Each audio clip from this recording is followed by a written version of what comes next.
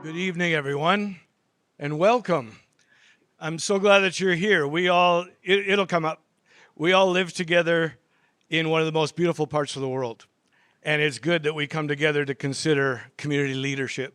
Thank you to the candidates who are here, and thank you for your willingness to serve.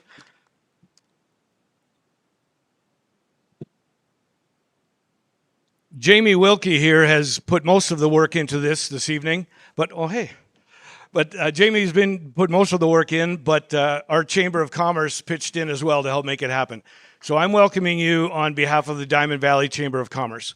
Now, we'll probably change our name because we don't just represent Diamond Valley, we represent businesses from Pritis down to the Bayou Ranch. But today we're talking about the town of Diamond Valley, and it's our privilege to welcome you and to thank you for participating.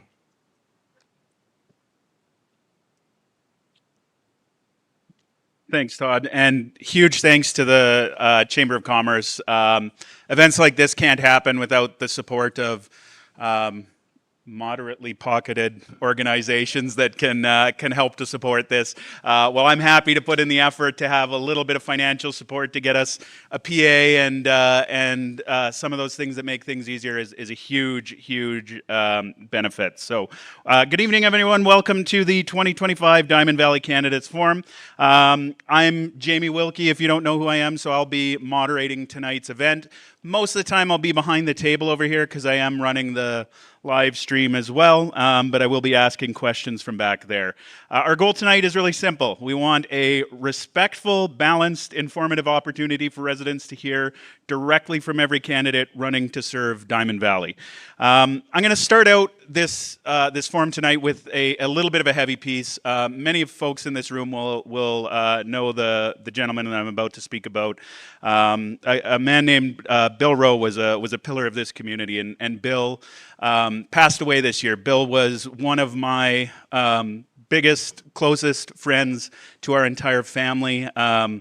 Loved my boys at the back of the room, served on boards with my wonderful wife, and had a very strong passion for municipal politics, for accountability, and for all things nerdy like I like here today, and apparently a couple hundred of you also like as well. So I just wanted to dedicate tonight's forum to the memory of Bill. Bill was a really important person, and a lot of people in this community are going to miss his presence at all of these events and all of these forums. With that out of the way, sorry, thank you.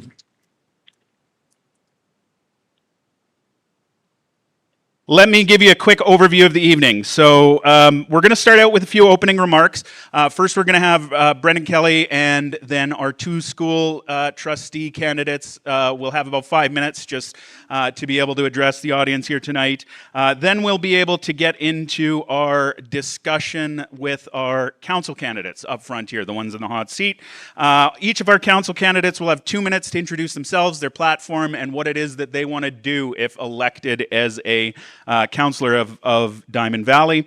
After their opening statements, we're going to have a moderated Q&A period. The Q&A will be questions asked by me. I had a link. Many of you clicked on that link. I had about 50 questions come in through that link for people who wanted questions asked at this forum.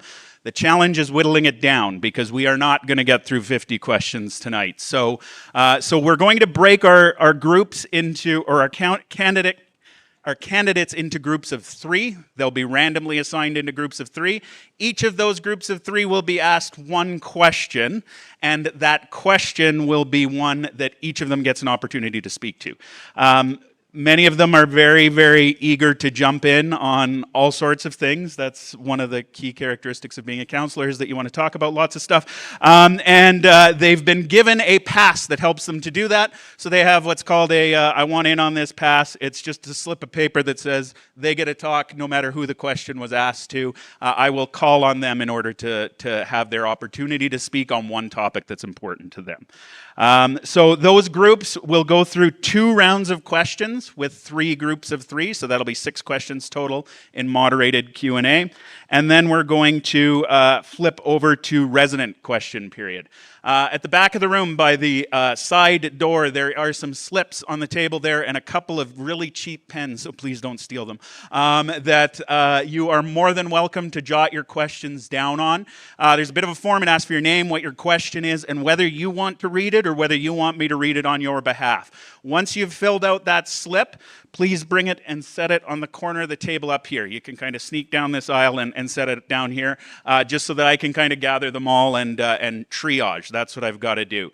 My goal in that question period is to ensure that everybody has equal opportunities to speak. So it won't be chronological order. It won't be perfect, right? It's going to be who I think has not had as much of an opportunity to speak. That's who's going to get a chance to ask questions. On those slips, there are going to be, you can write which candidates you would like to ask the question. If everybody's relatively balanced, those are the candidates that I'll ask the question to. So up to 3 candidates for each one of your questions. The goal tonight is to cover off ideas and community, not interruptions. So I'm going to ask folks to please hold their applause, hold their cheers, hold their boos, hold whatever it might be that you want to do until in between our rounds, please. Just try to keep us moving. That's my goal here, is to cover as many questions as we can over the course of the night. And let's just show everybody that we can talk about important issues with respect, curiosity, and hopefully a little bit of good humor. So thank you again for being here and caring about our community's future. I'm going to get into our evening by starting out with our acclaimed mayor candidate, Brendan Kelly. Brendan, over to you. Thank you, Jamie. Good evening, everyone. Welcome to the 2026 Public Forum here in Diamond Valley. I brought a couple notes with me just so I can kind of hit the high level.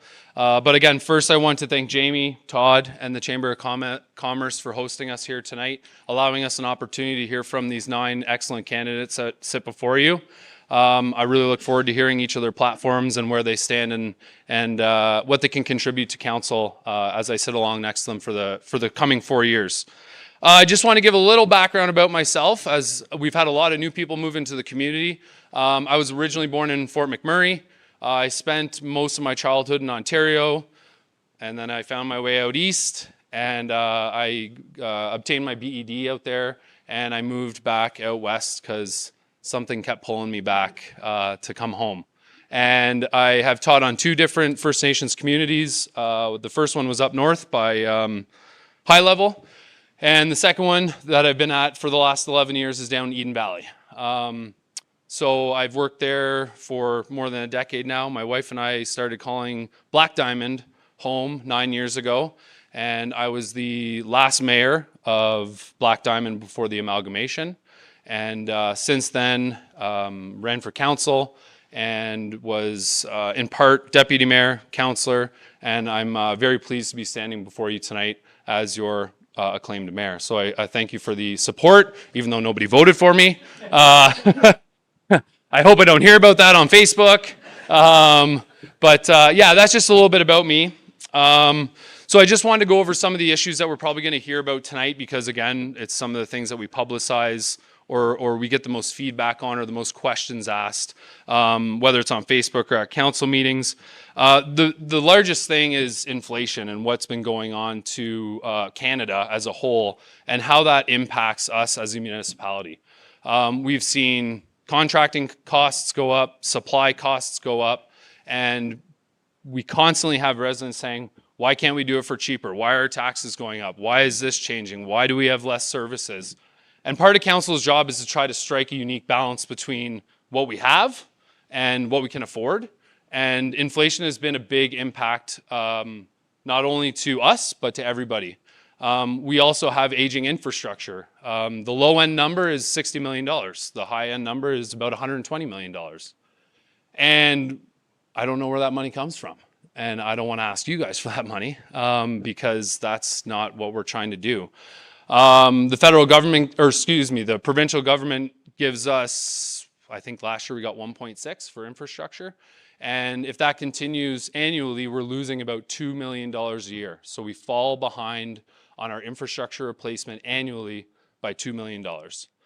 We spend that money and we try not to milk a rock or get money from somewhere that we cannot get money from. So those are some of the high level things that we're dealing with as a council. These will be some of the challenges that myself and the elected council are going to continue to have to deal with. We have been stick handling these issues since COVID. We're going to continue stick handling them. Inflation is there. It's right in front of us. We look at what's happening with the ATA right now and the teacher strike. Everybody, it doesn't matter what profession you're in, is hurting. And we're trying to be creative and not come to the residents with tax increases. And I know the last few years have been hard because we have had a lot of tax increases. But you can, I hope you trust me, but we have done our best to keep those increases to a minimum as best we can. We've been creative and we'll continue to do that. And again, these issues exist not only just here, it's all of Alberta. Everybody's dealing with infrastructure deficits. And I think that will be one of the big topics that we have to deal with over the course of the next 4 years.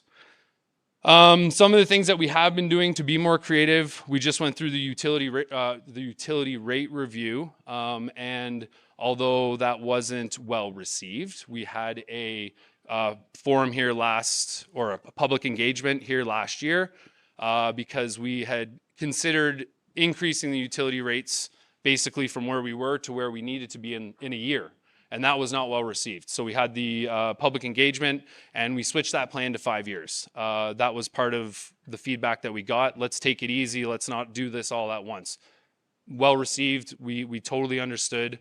But if things continue, we're going to be able to put almost $600,000 to the side after this year for infrastructure improvements. When we have a disaster, so like a pipe burst, to have a pipe burst costs 3 times as much to replace as if you do preventative maintenance.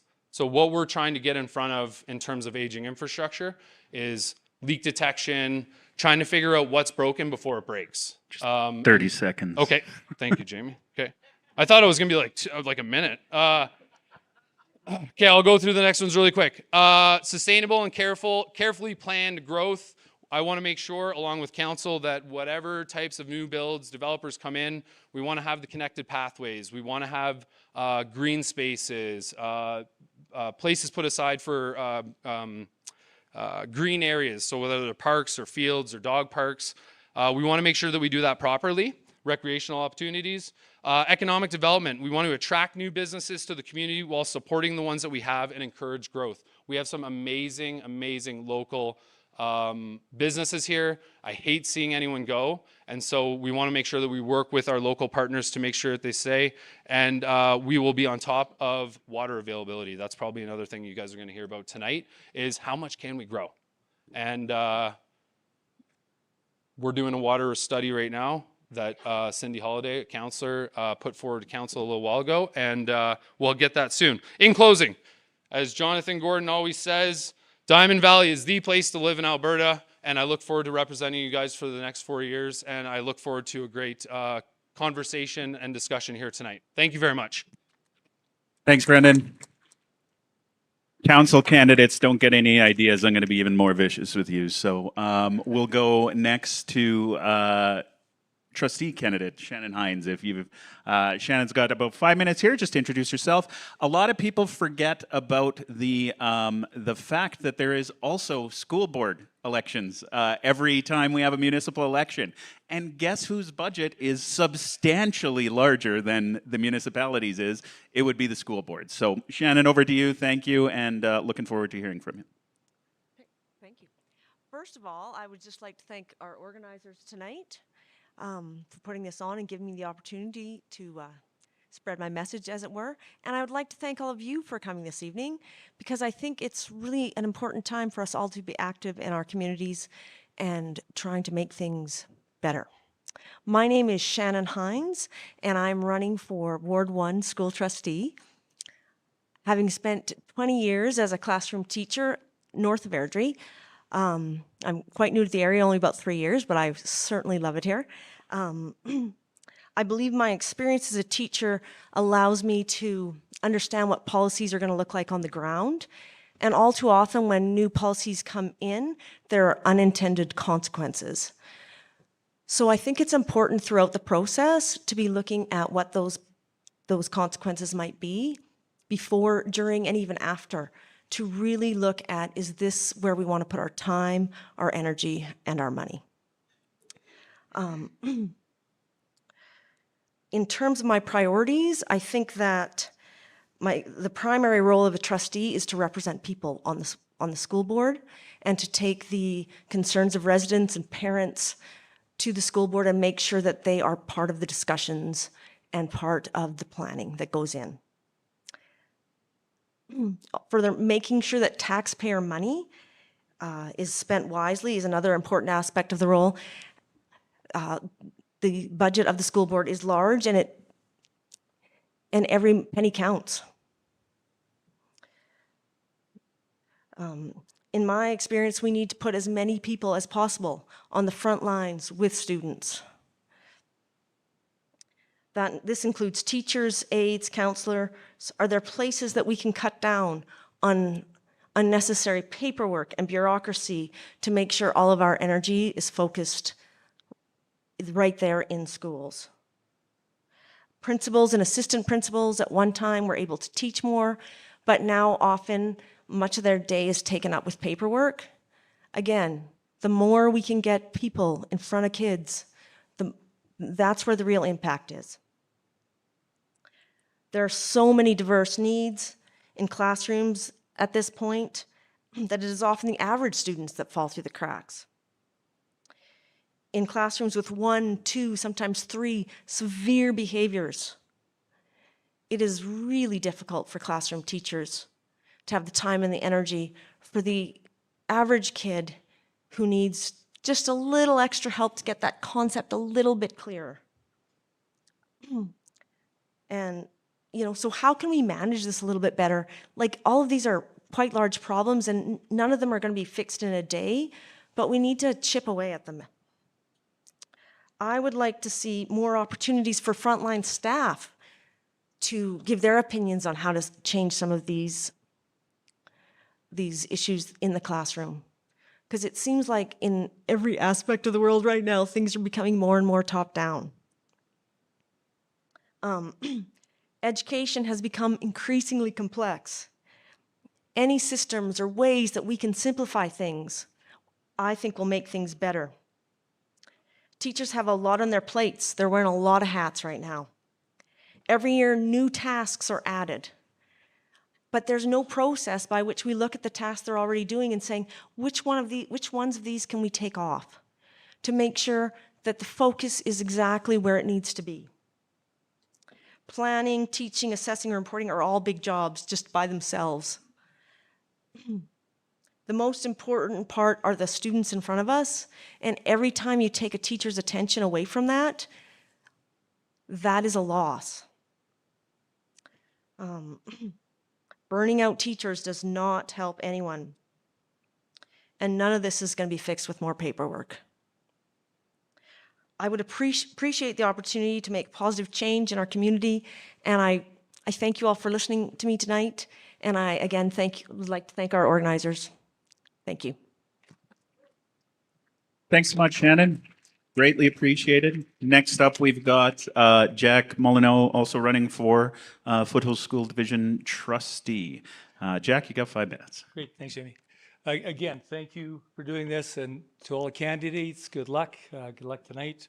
And wow, great to see all of you out here. I've been in this community for 22 years, and it's always great to see the number of people that show up for events like this, who support our community, who are so vested in what's going on, and who are going to go out and vote. And that's the important thing, regardless of where you vote. Just coming out and vote is that important thing.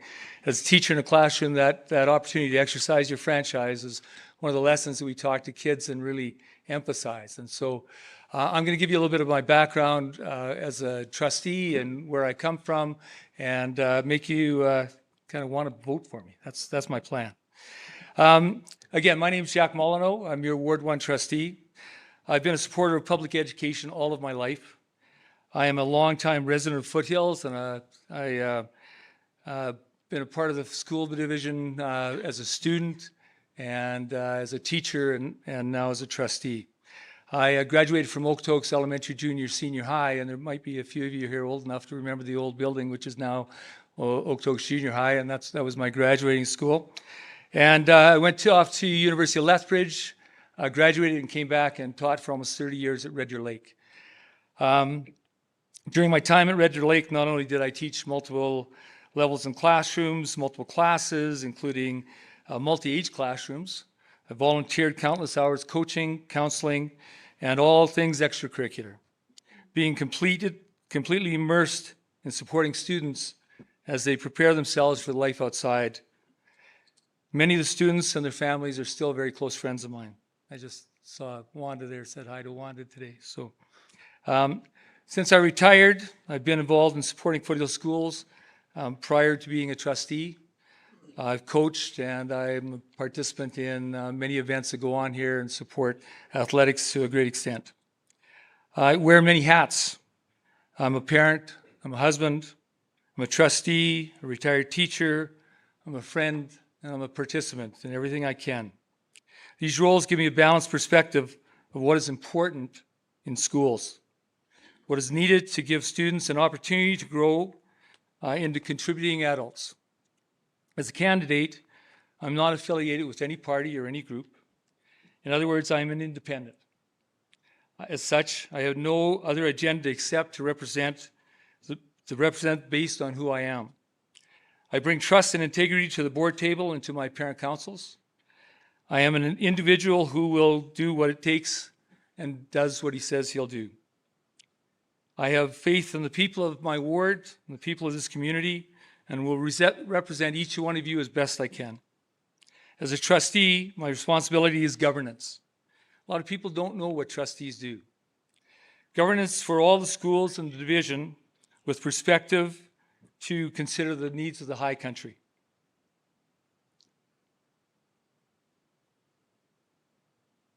From everything from personnel to budgets to school buses to facilities, these are all part of what a trustee has to look after. Governance is the oversight it takes to take the available resources and do the best that we can, get the best bang for our buck. Our focus, our resolve, is to keep the education of our students as our moral imperative. Michael Fullen, in his book, The Governance Core, which is one of the foundational books for us as trustees, defines this as the importance of fundamental, ethical commitment to ensure that every student receives a high-quality education and achieves their full potential, fostering their holistic development and a better grasp of reality. The prime issue facing trustees and FSD is not how to spend, it's about the amount of money that we have to spend. With the increasing complexities of students, to reduce class sizes, to cover increasing costs, it takes more dollars than we have. Just In 30 other words- seconds, Jack. Sorry. Sorry? 30 seconds. Oh man, you're kidding me. It's killing me. All right, I'll go quick here.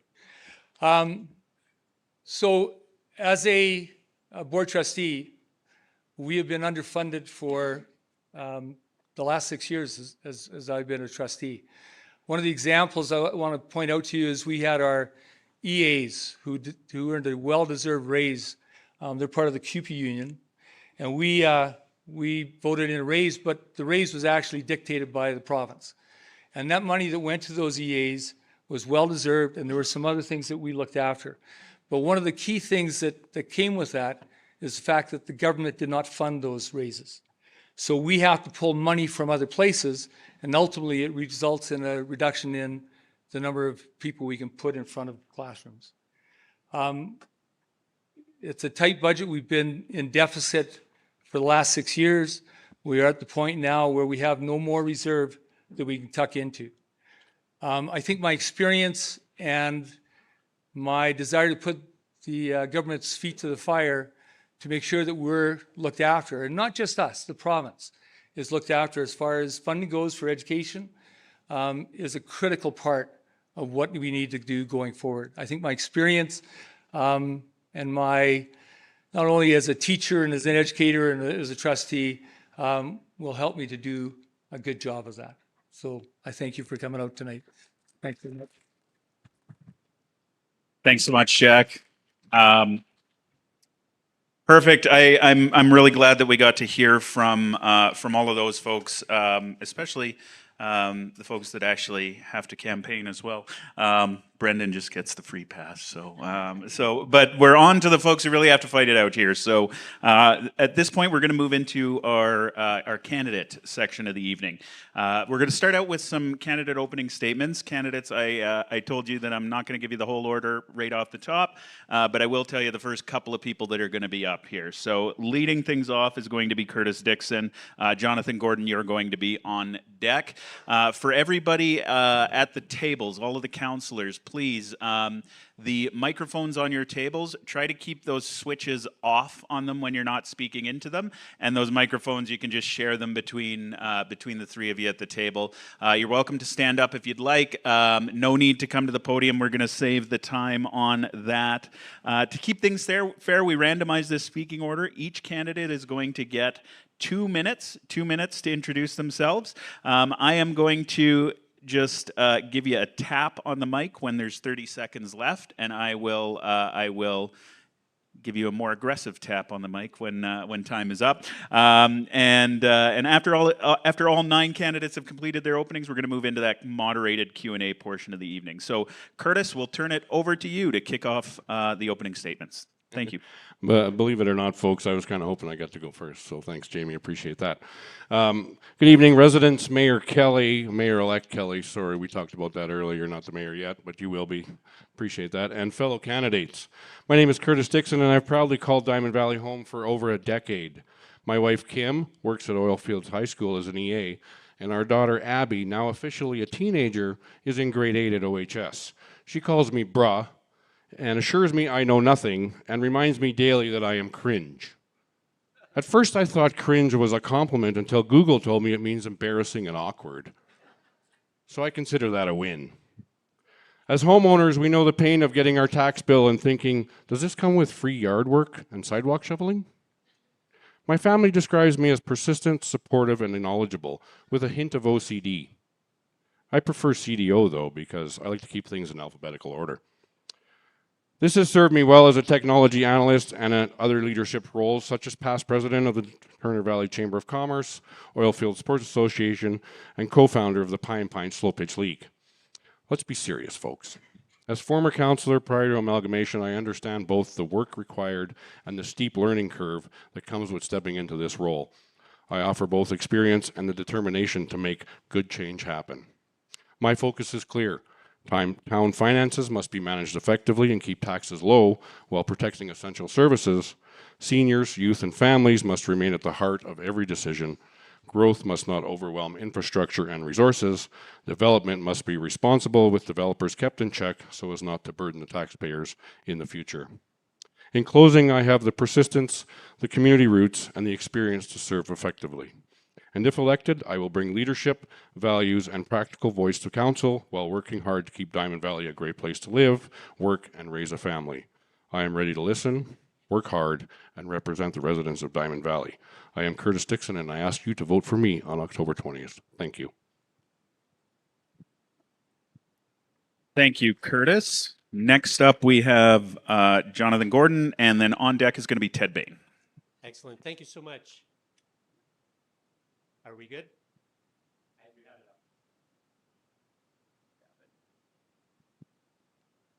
Are we good? All right. How about that? Excellent. Well, thank you so much for being here tonight, everyone. It's so good to see many of you. I was out door knocking in Willow Ridge and Riverwood this afternoon. Actually, I spent about 6.5 hours and see many of your faces. You said you'd be here tonight, and it's really good to have you. Your engagement and your involvement in the political process truly means a lot. This is my 4th campaign, basically our 3rd term because we've gone through amalgamation. But your involvement is wonderful, and I really appreciate it. And Jamie, again, thank you for your hard work over the last week and a bit getting this set up. And Todd, leading the chambers and the sponsorship, it means so much to us to have your support so that we can do this tonight. I am Jonathan Gordon. I'm a strategist, I'm a listener, and I am a community builder. Incredibly, we have 29 subdivision applications on the desks of our planners at this current time. And Judy McKenzie, I just got her attention. She's like, oh my goodness, no kidding, don't you have to remind me? It's incredible. And if that is completely built out, we are looking at over 3,000 residential units. And on top of that, we have 3 commercial developments being in the development planning stage at different processes right now. We are growing. So the question is, what kind of growth do we want? What kind of growth do we need? And what do we need to ensure that we have the community I love? I do call this the place to live life in Southern Alberta, and I mean it. I came here 11 years ago. I came here primarily to support my mom and dad. They're still aging in place. I'm one of those that has my parents in their basement and not the reverse. And I appreciate the opportunity we have to support them. So what do we need? There's 5 things that we need. We need certainty in planning. And so I will lead this council to make certain that we get a land use bylaw in place that is effective with an intermunicipal development plan that works with the county. Secondly, we need certainty in asset management. And I will lead this council in making certain that we have an infrastructure management plan. Number 3, we need certainty in infrastructure funding.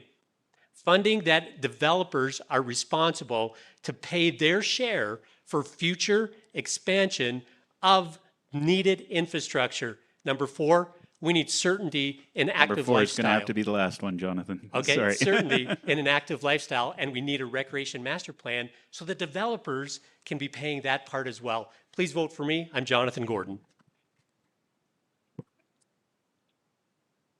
Thanks, Jonathan. Next up, we have Ted Bain. Following Ted Bain, Tarina, you're going to be on deck. Good evening. Thank you for coming, and thank you to Jamie and the Chamber of Commerce for organizing this forum. I was elected to Black Diamond Town Council in 2017, and citizens felt I was doing a good job, so I was re-elected in 2021. Councillors have a very steep learning curve, and there's a lot of knowledge that they have to have. The Municipal Government Act, all 582 pages of it. What are the subtle differences between boards, committees, and commissions? Each one of them has slightly different rules and regulations that you have to pay attention to. Councillors will be appointed to several of these entities. Just to give you a little bit of an idea, the library board, you have to know a little bit about what's in the Municipal Government Act. You have to know about the Code of Conduct, the Libraries Act, the Libraries Regulation, and the bylaws specific to that board. 3 of those entities are only, or at least they're for the library board. Experience is important, and I have it. Council is not a part-time job. Council agendas alone, twice a month, 200 to 300 pages. I've seen them as many as 600 pages. You have to read them, digest them, and be ready to comment thoughtfully on them. On my table at the back, I've got 12 different binders to give you an indication of the type of work or the amount of work and research I am willing to do on your behalf. 30 I'm seconds. retired and have the work ethic and time to do the job. Has anyone seen my campaign signs? I can't remember seeing any signs that are anything but a rectangle or a square. I figured we're in Diamond Valley, so why not a diamond? I'm not afraid to have slightly different ideas. Do you want someone who has fresh ideas and thinks a little bit out of the rectangle? Someone with experience? I am. Someone willing and able to put in the work retired, and someone who has fresh ideas is the person that you want representing you. If you agree, please vote for Ted Bain. You know, the guy that hangs his hat in Diamond Valley.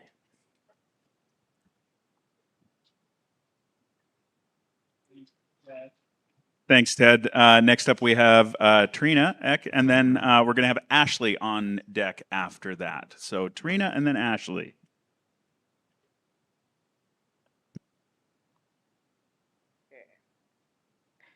Hello, friends and neighbors. My name is Tarina Ek. I'm honored to be a candidate for the town council in Diamond Valley. First, I would like to thank everyone here for making the effort to attend tonight's forum so that we can all make informed decisions on election day. And to my fellow candidates, thank you for stepping up to serve our community, and may the force be with us all. I have lived in Diamond Valley for 3.5 years, and during my time here, I have come to love our diamond in the rough, which drove me to start a petition earlier this year to prevent a massive 11-story cell phone tower from being built right on Main Street, which would have had many repercussions for our town.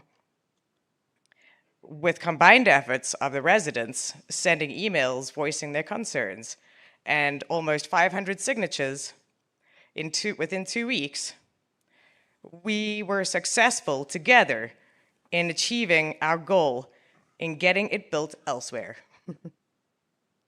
So thank you to everyone who participated. We really did make a difference. Having over 18 years experience in retail management, including the entertainment and hospitality industries, as well as being a single mom for many of those years, to the most incredible 24-year-old son any parent could ever hope for, has armed me with the skills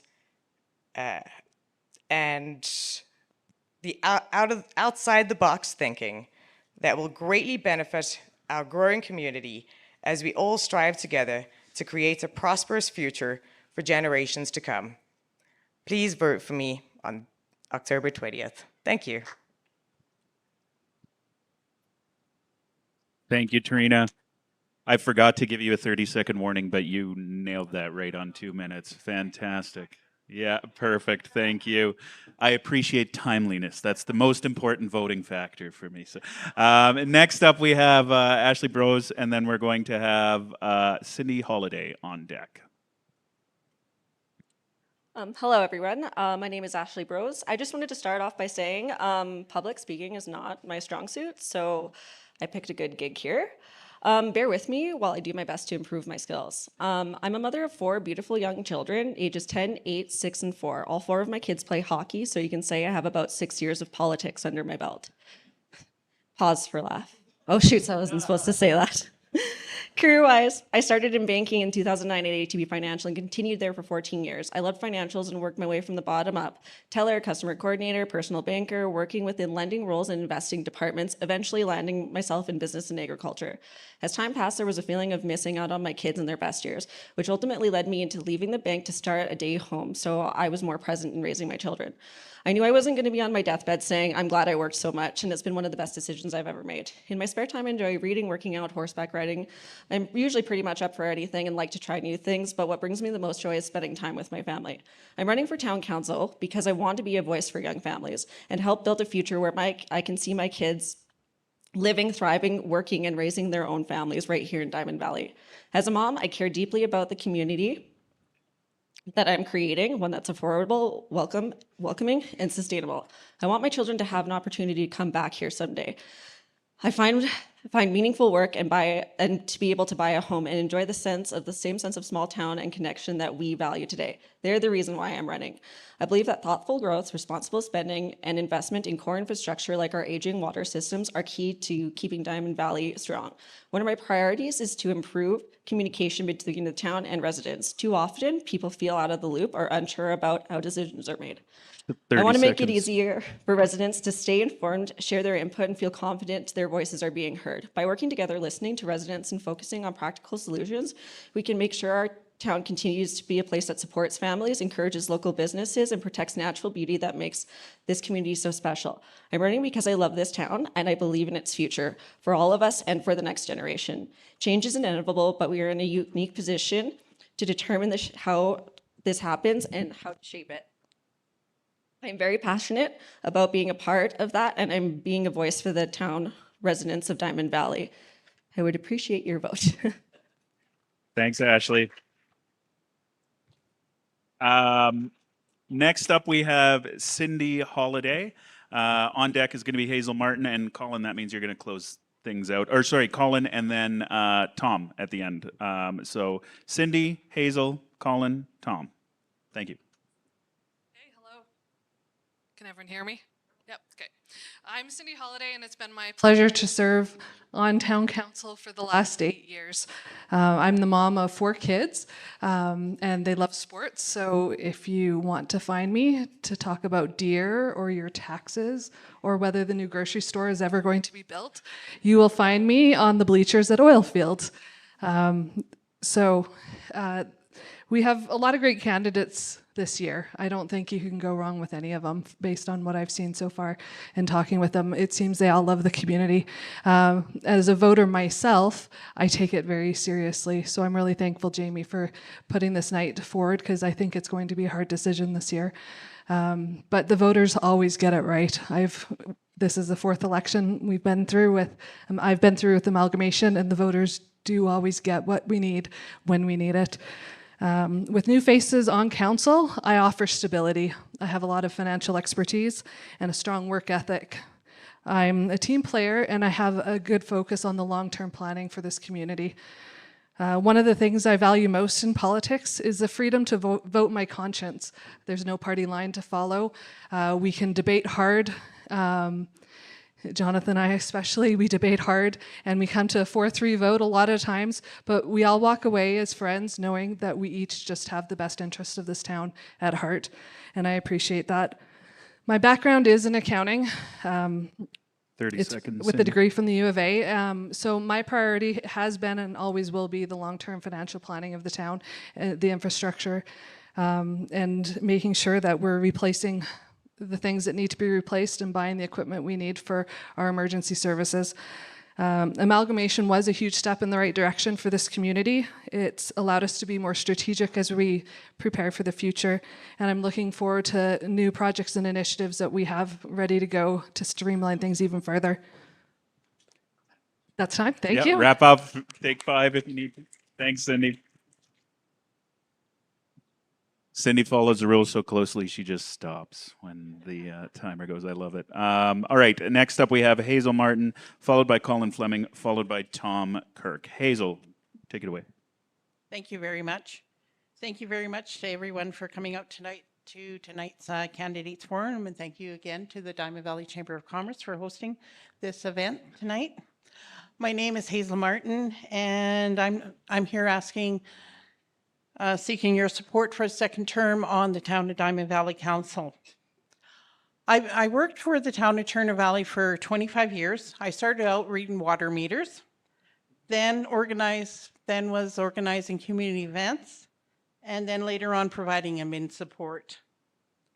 After retiring in 2021, I was elected to the Turner Valley Council, and in 2023, I was proud to serve on the first amalgamated council for the Town of Diamond Valley. I was raised right here in Black Diamond, and after high school, I worked in the oil and gas industry, and this is where I met my husband, Gene, a deep-rooted Turner Valley boy. Together, we raised our 3 children here, and now have 2 grandchildren who call Diamond Valley home. I believe in smart growth, responsible spending, and building a vibrant, connected town where everyone feels at home. As a current councillor, I've served on several boards, including the Library Board, Foothills Regional Landfill, Cemetery, Family and Community Support Services, and the Municipal Development Plan Steering Committee. My commitment to this community runs deep. Over 40 years in volunteering, from sports teams, school boards, councils, church 30 boards. seconds, Hazel. Okay, let's move along. So looking ahead, my priorities for this term will be maintain taxes, ensuring responsible spending while maintaining essential services, create connected pathways. We have some of the most beautiful pathways. If you've ever rode a bike, it comes to a dead end, and you got to find another way. Establish an infrastructure fund to plan ahead for roads, community buildings, utility repairs before problems occur. Diamond Valley is not only where I live, it's my lifelong home. Together, we can keep it thriving, sustainable, and connected for future generations. Thank you. Thank you, Hazel. Next up, Colin, and then last but not least, Tom Kirk. Are we on? Good evening and thank you for coming tonight. This is very important to me and my family that I run for council, and it means the world to me to be part of this and the challenging opponents that I'm against. My name is Colin Fleming, and I'm honored to stand as a candidate in Diamond Valley Council. My family has lived here for 7 years. My wife and I owned Rollick Co. I facilitated a fundraising team to raise $250,000 for a skate park, to develop the C. Kendrick Memorial, which was named after a dear friend of mine close to home. Been a part of the Lions for 4 years. My daughter's part of the Leos for 4 years. I volunteer as a coach with a high school, coaching rugby, with 20 years experience. That's where sorry, babbling. With a fire protection degree from Red Deer College, I've been in project management. I've dealt with budgets. I've dealt with communities, and fire protection is near and dear to my heart. I've worked with budgets. I've worked with solutions to keep people safe and comfortable in their communities. My motto is family, service, community. I believe in sustainable growth that respects our small town character while preparing for a future where families can thrive and businesses can grow and everyone feels heard. I will champion fiscal responsibility, ensure your tax dollars are invested carefully, transparently, and only on projects that bring lasting benefit to the community. 30 seconds, Colin. I'm deeply passionate about inclusivity, community strength. That means making decisions that reflect the values and the needs of all residents, including families, youth, seniors, and newcomers. If elected, I will bring forward a steady voice, proven service, and a commitment to listening. I want to protect what makes Diamond Valley special, our landscape, our people, our sense of place, while preparing for what's next. Thank you very much for being here, and I look forward to your vote. Thank you, Colin. And last but not least, we've got Tom Kirk. Hello, everybody. My name's Tom Kirk. What a great turnout. I just want to thank everybody for coming here. I've been born and raised in this area. I went to Oilfields High School. I'm proudly a driller. My kids went there, and I'm proud to say I'm a driller. I met my wife there as well.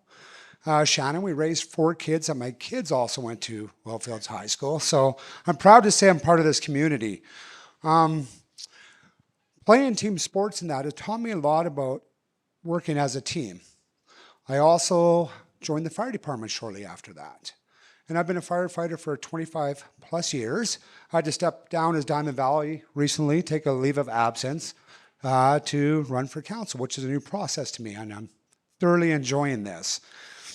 What else can I tell you about myself? I'm a successful business owner. I've been born and raised through a local great business called Longview Beef Jerky, so I do bring a lot of business ideas to this. On the firefighter scene, you learn to become a team player. You learn to become finding solutions. You will learn to work for the public. And the most important part is finding ways to succeed and to find the solutions. What else can I tell you about myself? I believe in controlled, sustainable growth. I'm a business person, so me and Cindy will line up on the accounting side. A lot of my views align with Brandon as well. I think that growth here needs to be commercial as well. I think we need to attract new businesses. I really believe this. I believe that our local businesses as well need to be supported. All kidding aside, I don't think we need another pizza joint, as we've all talked about here. But there's huge opportunity here. I understand there's going to be problems and to overcome, like infrastructure. We need water. Yeah, so I bring a business attitude. I bring a team player attitude. I find solutions. I'll work hard. I'm open and transparent. If anybody comes to me for a question, if I don't know the answer, I'll find it for you. But I believe in accountability. And what I can tell you is if you want a business first mentality with fiscal responsibility, to you, the taxpayers, I'm your guy, and I look forward to working with this team if elected. Thank you. Vote me, Tom Kirk. Thank you. Thank you, Tom. That's all of our candidates for council for their opening comments. Now I want to move into the moderated Q&A portion of our evening. So here's how this section's going to work. Our candidates have been randomly divided into groups of 3. Each group is going to get a question from me, and every candidate in that group will have 60 seconds to respond. During this one, I'm going to give you a 20-second warning, and we will be much more strict. We got a couple of extra people that snuck through on the last one, but we're going to have 60 seconds on this one with a 20-second warning. After the first round of questions, we'll mix up the groups and go through a second round so each candidate has the opportunity to respond to a range of topics.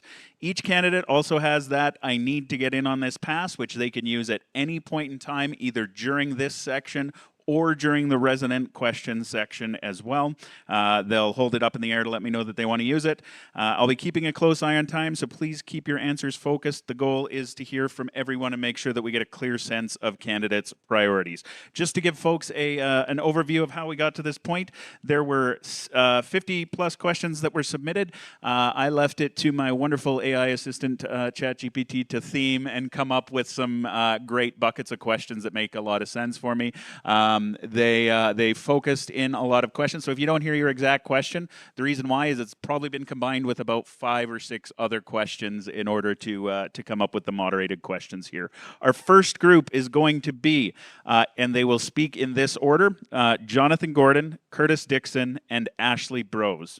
And the theme of this first question is environment and water safety. This question focuses on water security and environmental stewardship, issues many residents express concerns about.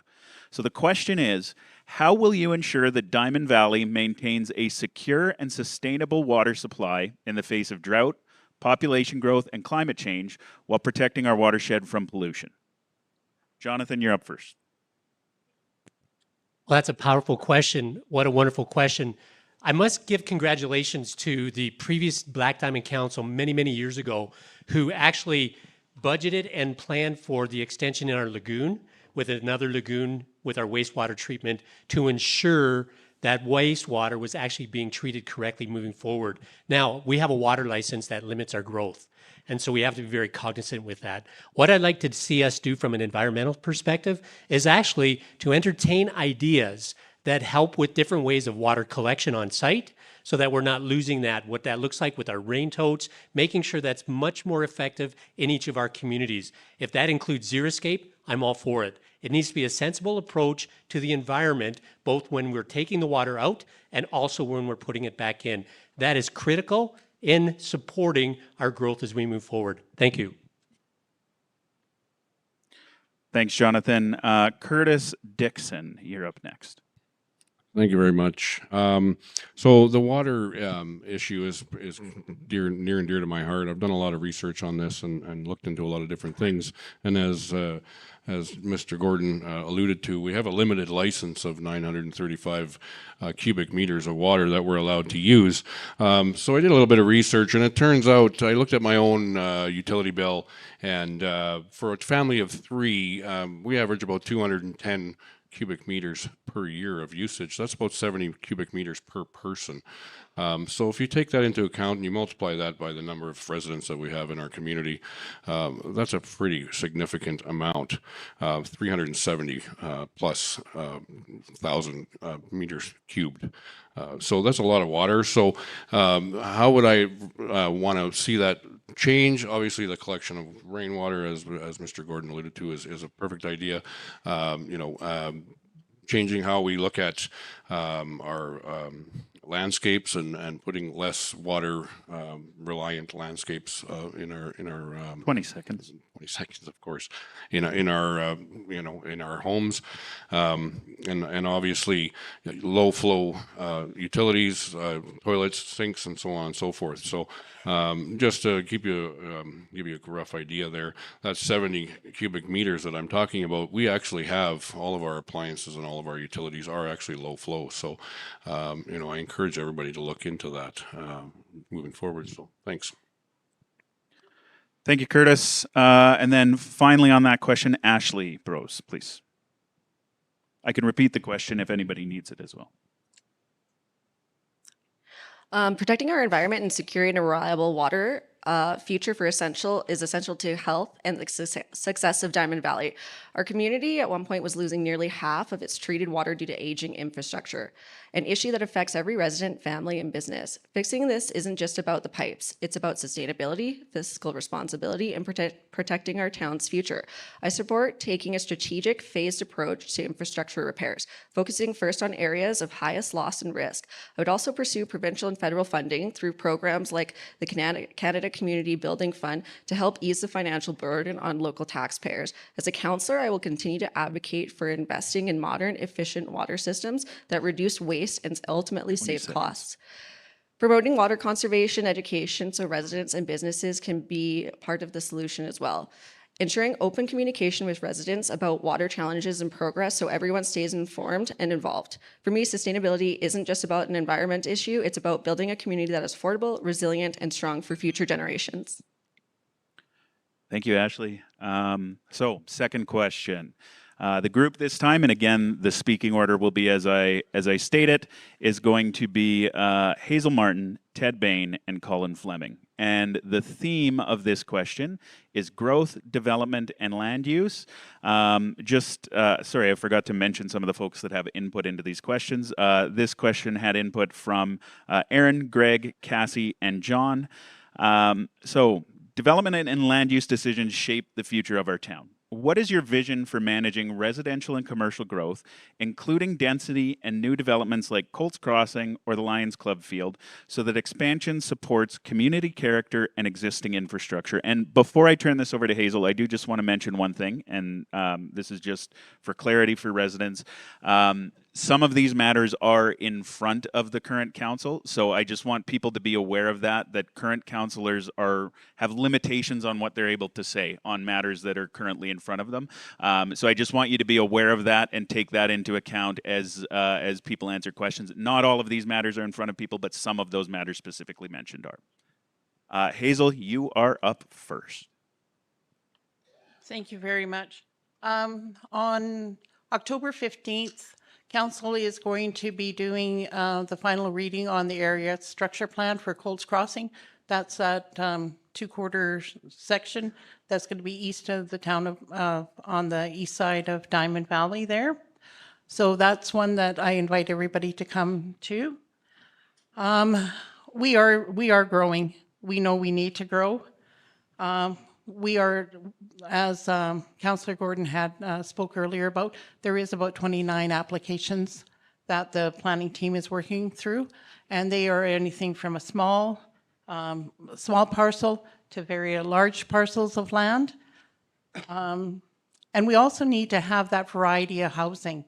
We need to be able to have housing that's going to be able to, for folks that are starting out, to senior citizens that are looking to downsize. Senior citizens no longer want, senior citizens don't want to cut grass, so they're looking for something that is smaller, more manageable. We also need to be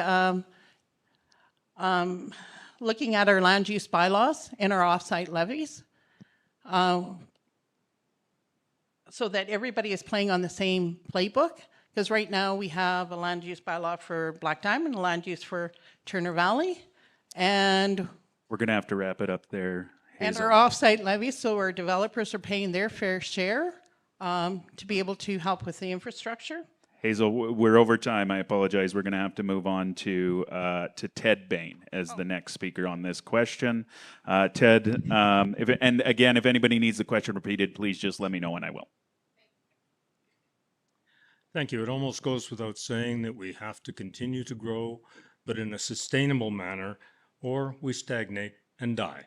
What I've noticed with some developers is they'll get a development plan with R1, R2, R3, big lots, small lots, and then once the plan is approved, they immediately start building the more expensive homes, the bigger homes, the ones with more profit.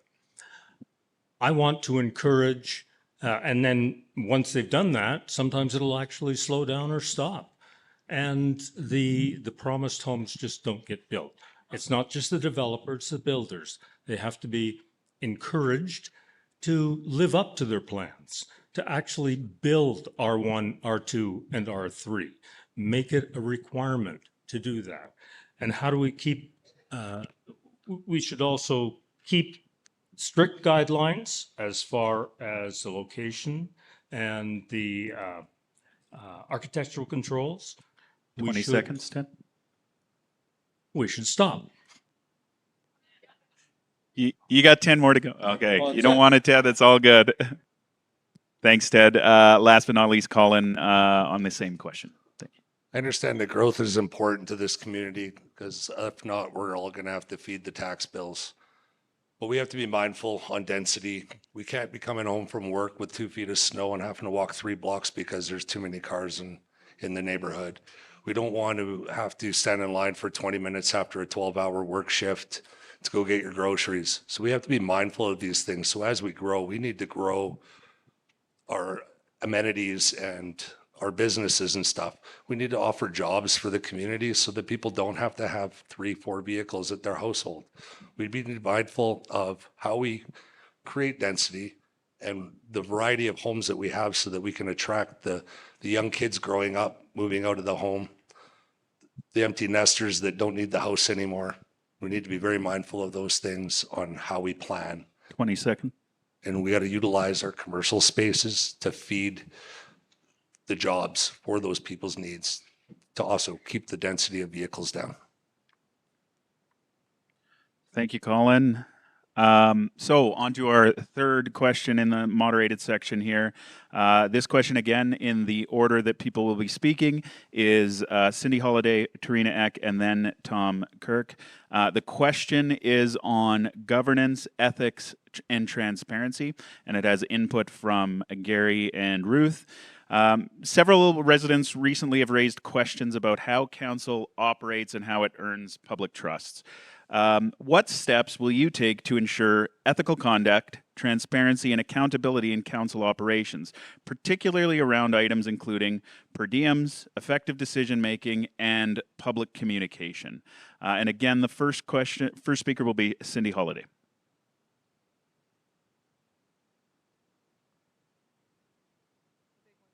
Can you get me the last 2 words on that? Yeah, the last 2 words were particularly around per diems, decision-making, and public communication. Communication, okay, perfect. Okay, well, as a counselor, I can tell you there's nothing more disrespectful to residents or to the other counselors if you show up for council meeting and you haven't read your agenda and you haven't talked to people about it and you haven't done your homework. So I strongly believe in having counselors that do their work and that get out into the community and they know what's going on. We all do it in very different ways. We have some counselors that love Facebook and others that do it in different ways. But doing homework, I think, is we've been pretty good on our last council, that we are all kind of keeners, and I hope that that's a culture that we get to keep going. And I think it's up to council to require that of each other, that hard work. Per diems, I'm finance background. I am very honest. I've never submitted anything I shouldn't have. I have a good name in this community. It's very important to my family, with my husband also in leadership, so you do what's right. As first term on council, our first thing was to get video streaming of our meetings, so everything is available on YouTube for everyone to watch. And I always make sure that when I vote on something that's difficult, that people know what I'm voting for and why. I'm always very, very clear about that, so you don't just see my hand go up and wonder why. I'm always dedicated to telling people. So to me, that's transparency, and I think we're doing good at it. But you're we can always do better. transparently over time, Cindy. So, thank you, Tarina. You're up next. Again, let me know if you'd like me to repeat any other question. You can repeat the whole question. Okay, so the question was, what steps will you take to ensure ethical conduct, transparency, and accountability in council operations, particularly around things including per diems, decision-making, and public communication? Okay, well, I believe in being very honest, to a fault even. I have a lot of integrity. Without communication, we have nothing. We have to be open and communicate with each other and discuss things so that we can come up with viable solutions to put forward and make a better future for our children. Thank you, Tarina. Appreciate it. That's all you got. That works. You don't have to go the whole minute. I love it. So I always take time back. Last up is Tom. And again, if you need the question again, just let me know.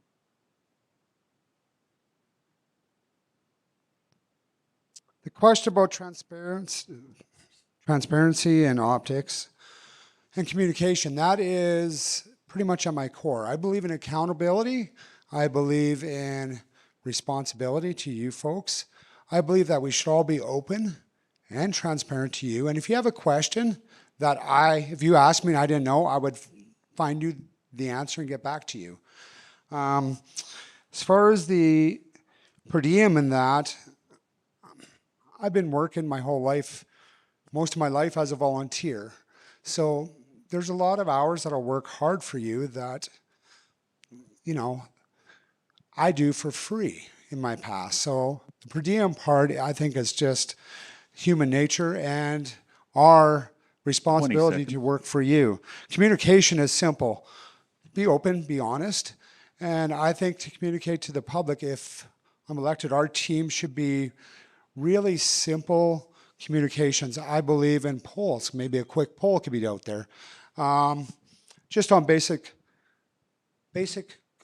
questions, what do you think? A, B, or C? Sorry, I heard my buzzer there. I just want to thank you. Thanks, Tom. Appreciate it. That buzzer is relentless tonight. Thanks everyone. That was our first round of moderate questions. We've got one more round, and then we'll get into the resident questions here. Question number one of the second round that we're going to get into here. The group, and again in the speaking order that I'm going to list it here, is going to be Colin, Tarina, and Ashley.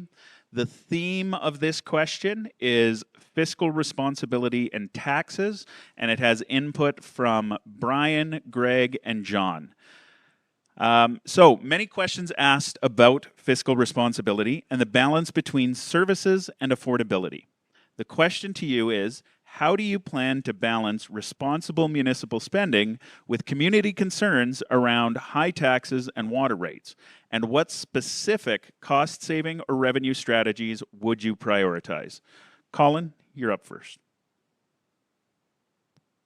Well, coming from Calgary, my taxes went up immensely, so I would take this personally. I don't want to do that. I don't want to raise our taxes.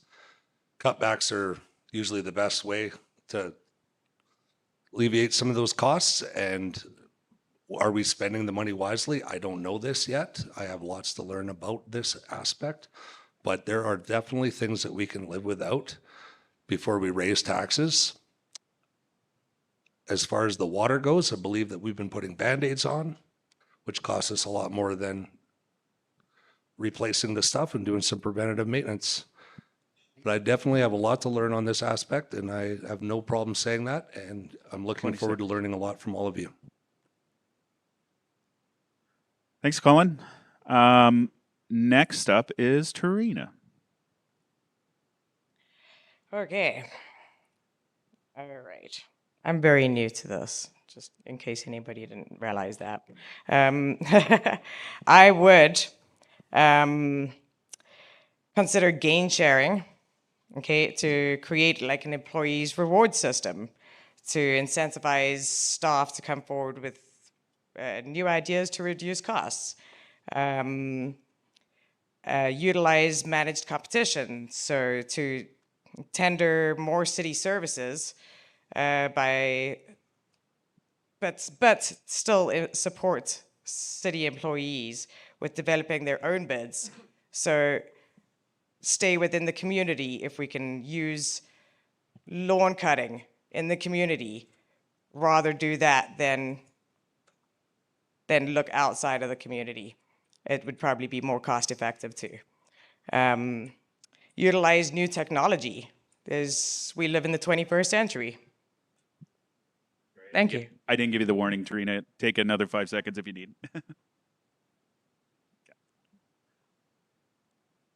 Last but not least on that question, Ashley, please. Every tax dollar matters, and as a counselor, I will treat it that way. Fiscal responsibility means making smart, informed decisions that balance today's needs with tomorrow's priorities. I believe in tightening up non-essential and expandable spending and focusing on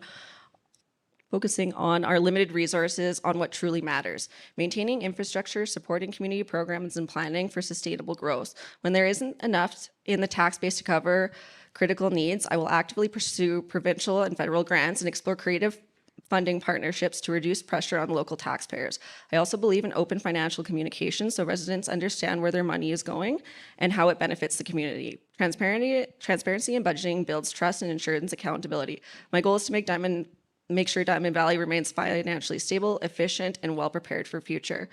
Ultimately, we need to budget 20 wisely, seconds. spend efficiently, plan for the future by maintaining reserves, and avoid debt. I don't want to see our tax dollars going to debts. And just to quickly touch on the water thing, looking into grants, because we were losing over 40% of our treated water, that we would qualify for emergency funding in certain areas of the government and the grants that they would allow us. So that would, if we don't have to pay for it, I would like to see things like that covering those costs. So. Thanks, Ashley. Next group is going to be, and again in this order, it will be Curtis Dixon, Tom Kirk, and then Hazel Martin. And the question is around community safety and quality of life, and this has input from Ed and Brian, amongst others. This question combines concerns about safety, recreation, and community well-being. With residents now fully funding RCMP policing and ongoing concerns about aging and non-existent recreation facilities and community events, how will you prioritize public safety and quality of life within budget limits? And so, Curtis, you're up first. Public safety has obviously got to be a major component for any council. I want to talk briefly about the traffic that we see lately. There seems to be a great increase in traffic, especially on weekends. I find it very unsafe driving up and down the roads. So I'd like to see, some additional crossing paths for pedestrians and so on and so forth. I'd also like to, talk to the municipal policing organization and see if we can get them in town a little more often. You very rarely see them. They're often gone by 5 or 6 o'clock in the evening. So, it'd be nice to get them here in later in the evening, overnight, that sort of thing. The community policing organization is obviously very important, and I think town council needs to support that as much as possible as well. So, thanks.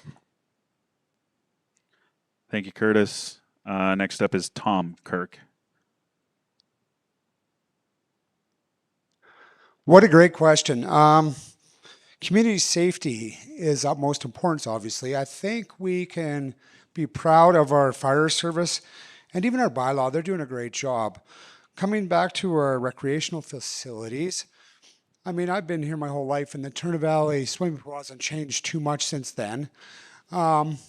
Yes, we need to maintain. I believe in our recreational facilities. I think there has to be a solution of balancing both of these.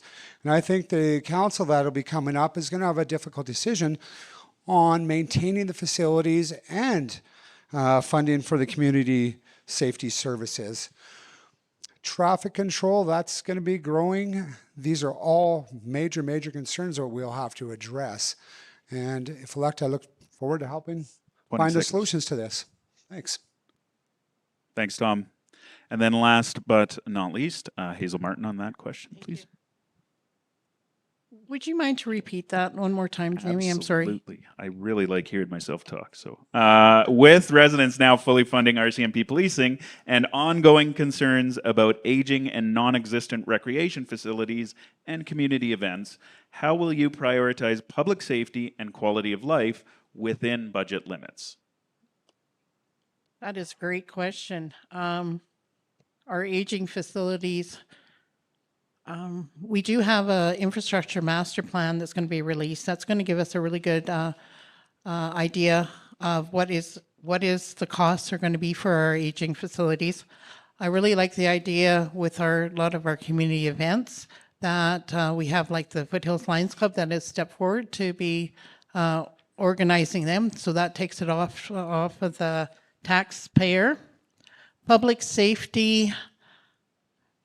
We all see the increase in traffic, especially on the weekends. This is where I think we need to go to Alberta Transportation, ask them to do a traffic study to see if what kind of solutions that they can bring to us. And I would also like to see Alberta Transportation with their study, see if there's any way to divert the town just to get that traffic, that flow of traffic out of the way. 20 seconds. Yeah. And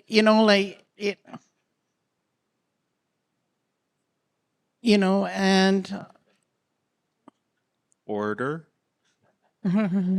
I know that is a hot topic, and I just touched on it. Again, it's just to see what kind of how to. I've lost my train of thought here.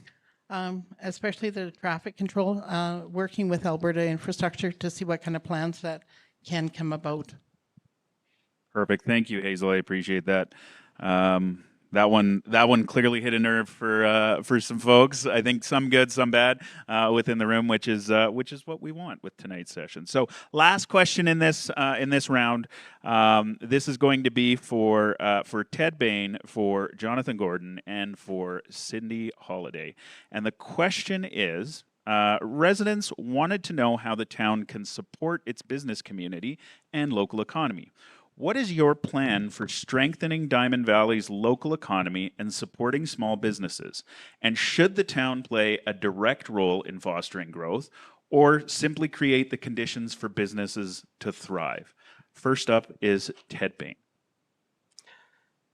Yes, we need more local businesses. Community Futures, I believe it was, had a seminar to encourage local businesses, business startups. How to start your own business. Maybe we should have more of those.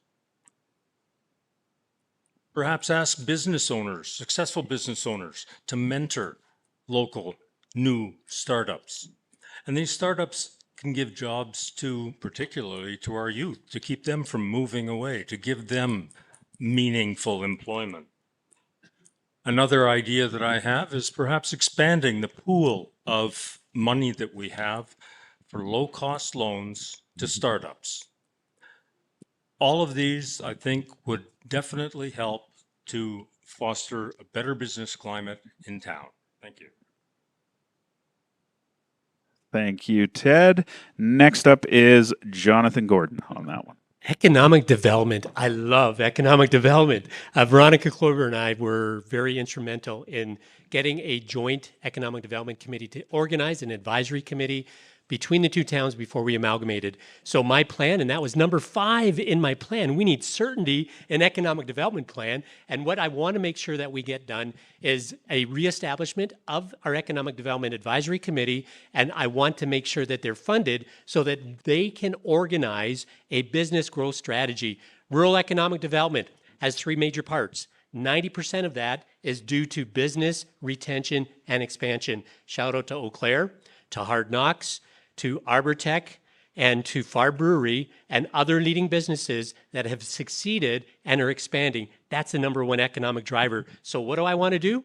I want to make it easy for these businesses to grow. I want to make it easy and remove that red tape. Did you give me my notice? 20 seconds. So a business economic development plan will help us to have certainty in economic development, and I want to lead that charge. Thank you. Thank you, Jonathan. Last up in that section is going to be Cindy Holladay. I think Jonathan paid someone to get that question. So, as far as the question about whether we support directly or more behind the scenes, I do believe that our role as a town is behind the scenes. We provide the water and the sewer and the infrastructure that businesses need in good repair so that they can expand and grow. And that is where we can help the most. Second way we can help is by having an easy to read land use bylaw, which we're going to be working on this term. I'm very excited for. And I hope that the new one is going to do more to address architectural design standards, to elevate this place, to give it the character that we all want, that will make it attractive for others to come. I think that is the best that we can do for our businesses and make the planning process easier for them. We know it's tough right now because of the quantity of applications that we 20 have seconds. before us, but we are there to support, and we love to celebrate. We do have a unique flavor in town, and we can do the best job by doing what we do best, which is providing the services that you all need. Thank you, Cindy. That concludes our moderated portion of the Q&A. So what I want to do next is to get into the resident question portion. We've got some great resident questions already, just so that we can position some folks in advance here. And again, it's not chronological order. It's not because you're wearing the nicest clothing tonight. It's because I'm trying to make sure that everybody gets balanced here. Pam, you're going to be up first. Did you want to ask the question yourself? I think you did. If you can make your way to the mic, I'll just quickly introduce things here. So, this resident question portion of the evening, many of you have already filled out question forms that are at the back table by the side door back there. Just a reminder on some of the rules that are on those forms. Questions must be about matters that fall within the jurisdiction of the Town of Diamond Valley's Council, so we won't be addressing provincial or federal issues. Questions should be applicable to all candidates wherever possible, and questions will not be phrased as personal attacks or disrespectful to the candidates. All of these decisions, including which questions are read and who responds, are made at my sole discretion. I rule with an iron fist. You're all in my world now. Questions should be brief and to the point so that we can hear from as many people as possible. When you submit a question, you can name up to 3 candidates, and each response will be limited to 60 questions. Nobody has used their I need to get in on this pass yet. Just a reminder that they are still out there. Please feel free to put those to use. And Pam, it is over to you to ask your first question of the candidates. Thank you for this opportunity to ask you all this question. I wish you all could answer it, so maybe in the parking lot, if the 3 candidates I chose, you can answer it later. Recently, I had a meeting with our planning developer, and was very surprised to find out that we're still being operated as 2 towns, really, because we have 2 sets of bylaws. That really surprised me, thinking that surely when you become Diamond Valley, you should be operating under 1 bylaw. It has, there's a lot that Turner Valley can do that Black Diamond can't do when it comes to businesses. So my question to y'all, how big of a priority is this for you as council to bring it to the forefront and either create new bylaws, amalgamate or merge existing bylaws that make sense? Thank you. Thank you, Pam. Great question. Pam targeted that one at Ted, Curtis, and Cindy. So, Ted, I'm going to get you to go first on that one, and same thing, 1 minute.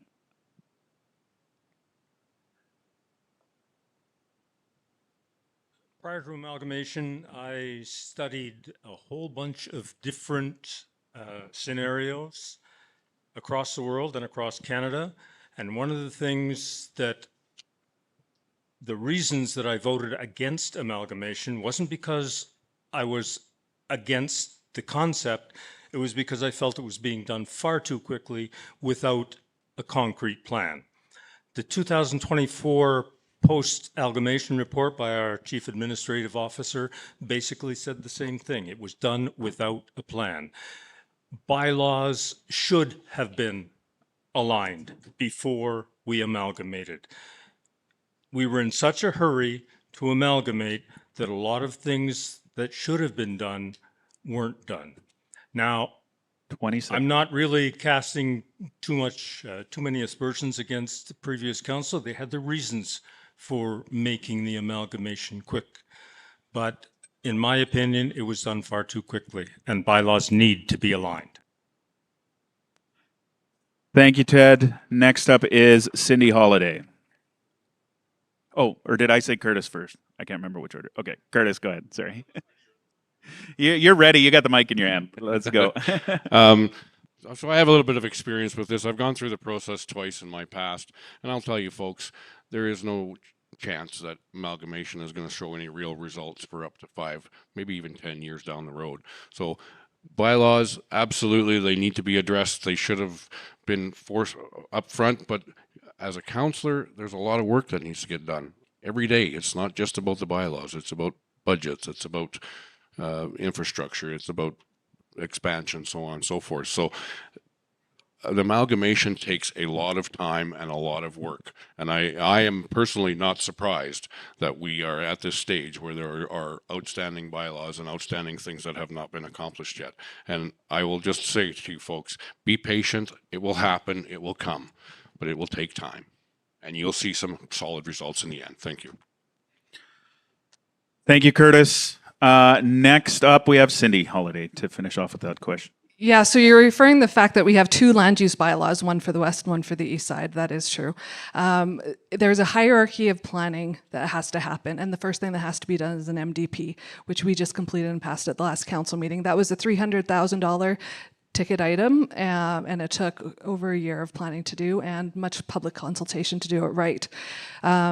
We barely had to get amalgamation through with fickle people that didn't maybe want it to go through.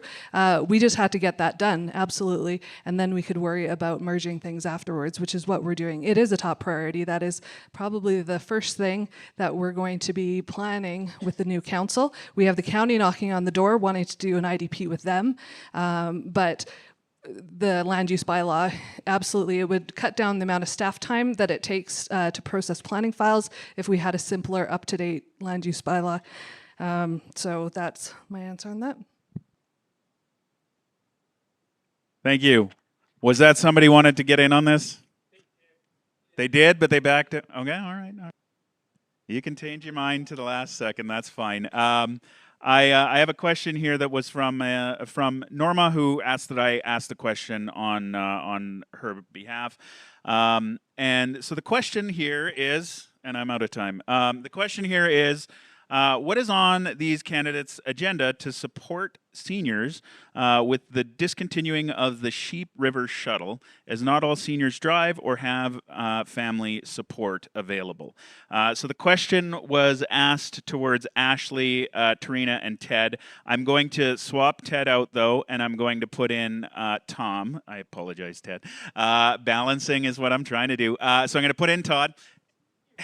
Ted says he's a senior. I don't know if that's a conflict of interest, but use your sign if you want. So I'm going to drop in Tom Kirk for that one as well. So that's going to be Ashley, Tarina, and Ted. And the question was, how will you continue to support seniors? Sorry, Ashley, Tarina, and Tom. How will you continue to support seniors with the discontinuing of the Sheep River shuttle? Ashley, you're up first.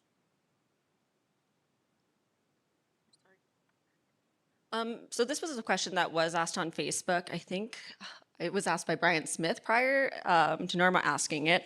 But when council decided to cancel that, it was costing us $14,000 a year from what was said, and only about 7 people were using it a day. So if we didn't have it in our budget, I guess we didn't have it in our budget. If we were having to make cuts, we had to. I think the needs of many were outweighing the needs of the few at that point.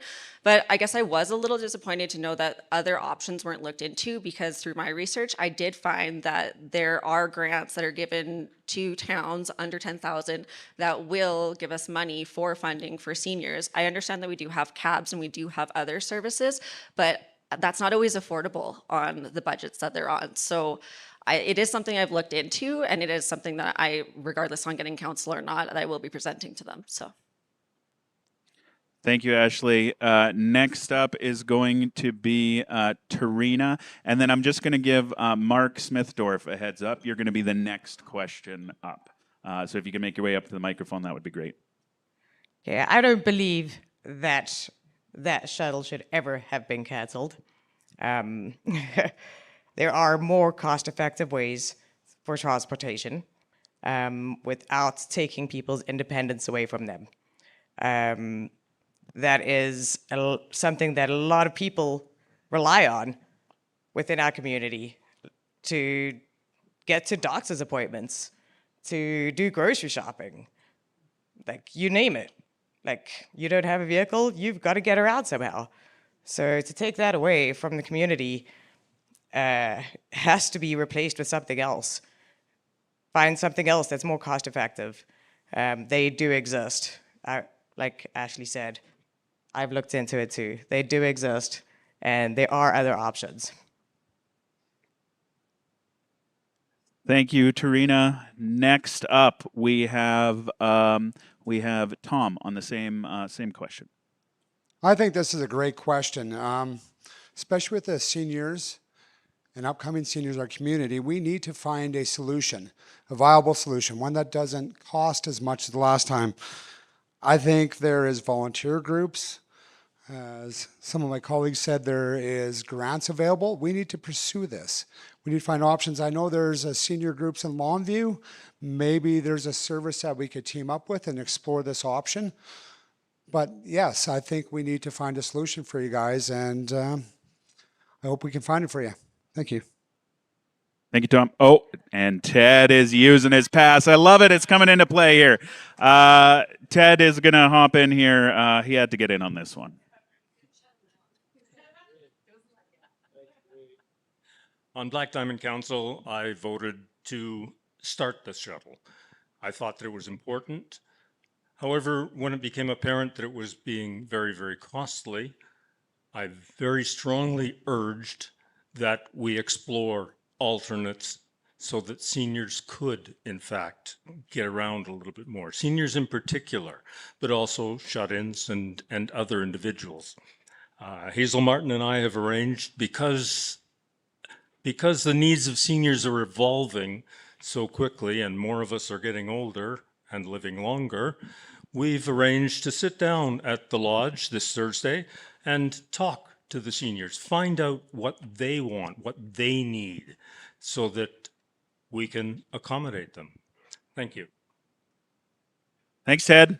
There we go. We've got our first get in on this pass out of the way with. Throw it on the floor, Ted. Thank you. Next up, we've got Mark. So, Mark, if you could read your question. This is one that speaks near and dear to my windshield's heart. If you could read your question and just say who it was that you wanted to answer it for you. Yeah, so I actually wanted Ted Bain, Ashley Brosz, and Jonathan Gordon to answer this, but if anybody wants to use their get out of jail free card, now's the time, because this is a hot topic, and we've already experienced a little bit of it. Hundreds of gravel trucks and dozens of logging trucks drive right through our town center every single day. Every single day.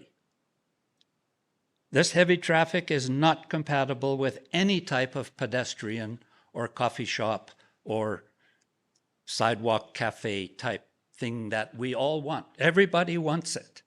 Everybody. Either the highway has to move or downtown has to move. Are you prepared to tackle Alberta transportation on this issue?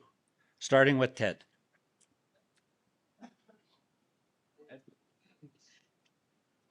It's a lot of Ted. I don't know if I'm popular or notorious. In my time at Black Diamond, we did approach Alberta Transport to see if there was any solutions. Rerouting the highway is going to be extremely difficult. Rerouting, and in fact, probably impossible. The same thing with moving downtown. What we need to do is enforce any rules and regulations that we can enforce, although it's a provincial road. It's a provincial responsibility. We have very little control over what we can do there. But I agree 100%. Something, but I don't know what, has to be done. Thanks, Ted. Who was the second one? Ashley.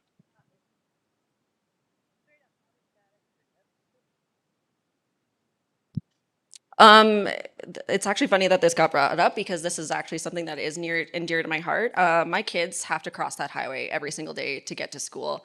I wouldn't let them walk for the first year that they were going because I was so nervous because people don't pay attention. These trucks are going so fast that they don't have time to stop when those cross-light walks are going off.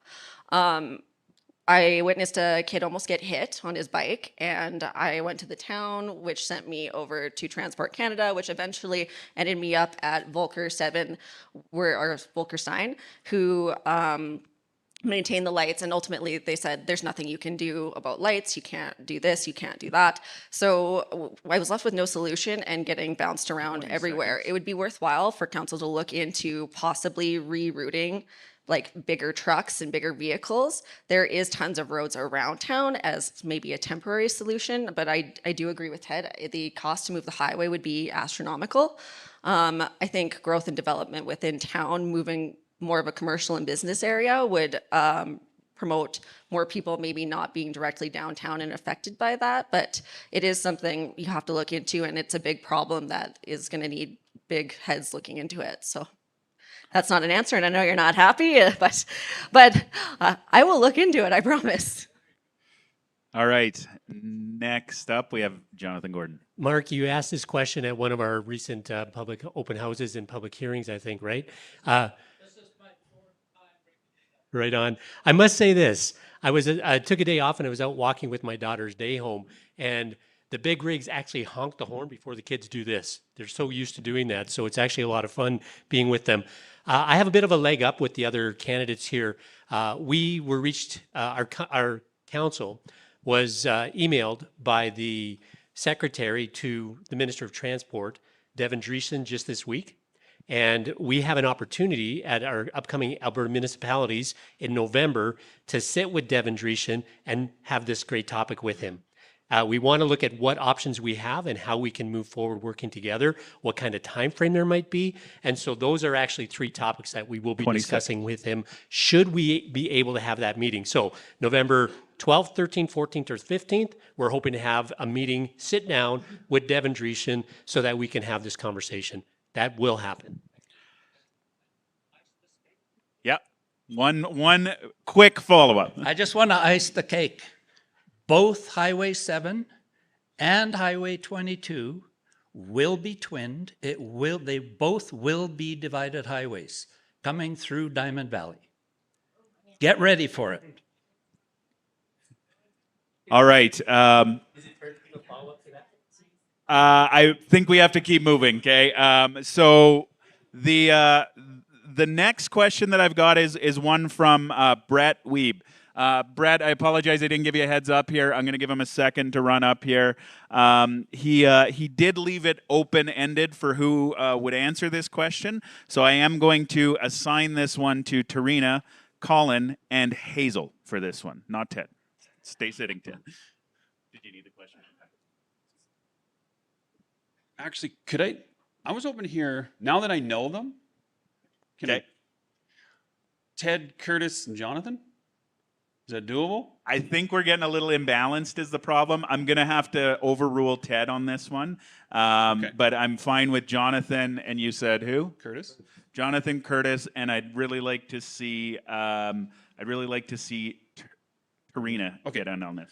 Okay, great. So my name is Brett. We live here on the Turner Valley side, and we are members of the Gateway Bible Church on the Black Diamond side, right across from the town offices. We got about 100 members and about 290 or 300 that attend weekly, and we've been looking to purchase a new land and build a new building. And we tried with the county, and there was a lot of opposition, so we're looking within Diamond Valley. Just curious if you'd support it, yes or no, and why.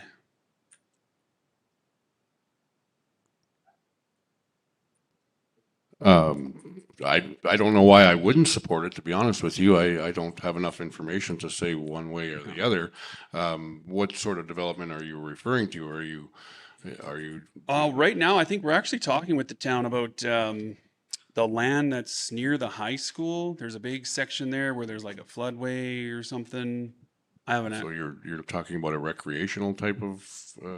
No, it's a church. It's a church you want to put in there. Yeah. Oh, then absolutely. Why wouldn't we? I mean, we asked county 100%. the same thing, but Yeah, Yeah, there was they've been talking about it a lot. I don't but- see any reason why I wouldn't support something like that, honestly. Yeah, we're just curious. Yeah, moving from the county, switching into within. Sorry, I don't Diamond have Valley. more of a bigger Sorry, answer we'll for you. go. We'll go next to Tarina on this question. I And would absolutely support that. I'm so Okay. sorry. Were you not done? Nope. Go ahead, Tarina. That didn't take any time. I haven't started. Okay. I don't see why that would be a problem at all. I would absolutely be behind that 100%. Yeah. Right. Build away. Yeah. And next up, we've got Jonathan. Then. And Brett, thanks so much for a great question.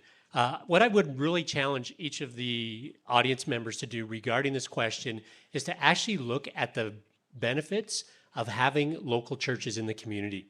There's increased economic development. It's almost a 4-to-1 ratio compared with the taxes that they would actually not be paying for being a church building. It's actually a 4-to-1 ratio, the positive influence that a church has in the community. Think of all that they provide. The social services that are provided through a church, the care, the counseling, the list is endless. So Brett, I mentioned this at our council meeting when Pastor Martins and your team presented, and we obviously have that land if it's available. It will be coming soon. We'll see what lands are available. The one challenge will be we are obligated under the Municipal Government Act to make sure that it comes at a fair market value. So it will have to be open for purchase to all. And if your bid, so to speak, is justified, by all means, I'm going to support it. Thanks. Perfect. Thank you. Next question I have is from Wendy Noller. Wendy, if you're able to make your way to the microphone. I apologize again. I need to get ahead of this, but I am staying about 3 seconds ahead of my brain at the moment. So do I see Wendy anywhere? Oh, there she is. She's coming on up. This question, Wendy wanted to target this at Jonathan, Hazel, and Ashley, but we are getting a big imbalance now, so I'm going to have to make sure that this goes to Hazel, Colin, and Ashley would be my my requests for this one. And Wendy, here is your form if you wanted it. So that's going to be Wendy, or sorry, Colin, Hazel, and Ashley to answer this question. Okay, so my question is with regard to, a few of you have said about responsible development within the community. Jonathan, you said specifically responsible development. Hazel, you said you wanted to see development which has a sense of community between the two towns.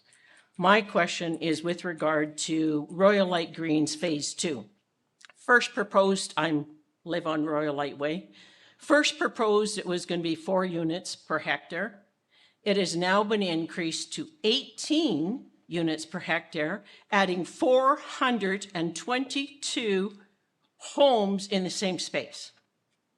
That to me is not responsible in anybody's eyes. It's way too much density, and it is not the developer that is asked for that density, it is our town planning.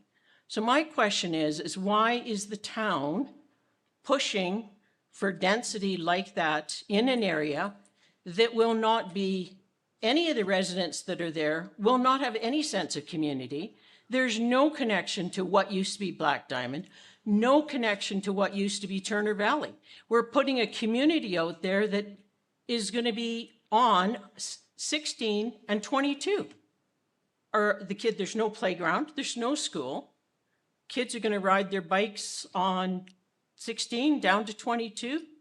It makes no sense to us, anybody that lives up there. Sorry, Wendy, can I get you to rephrase that as a question for them? The question is, why are we forcing the density at that development when it was approved previously at 4 units per hectare, and we've increased it to 18?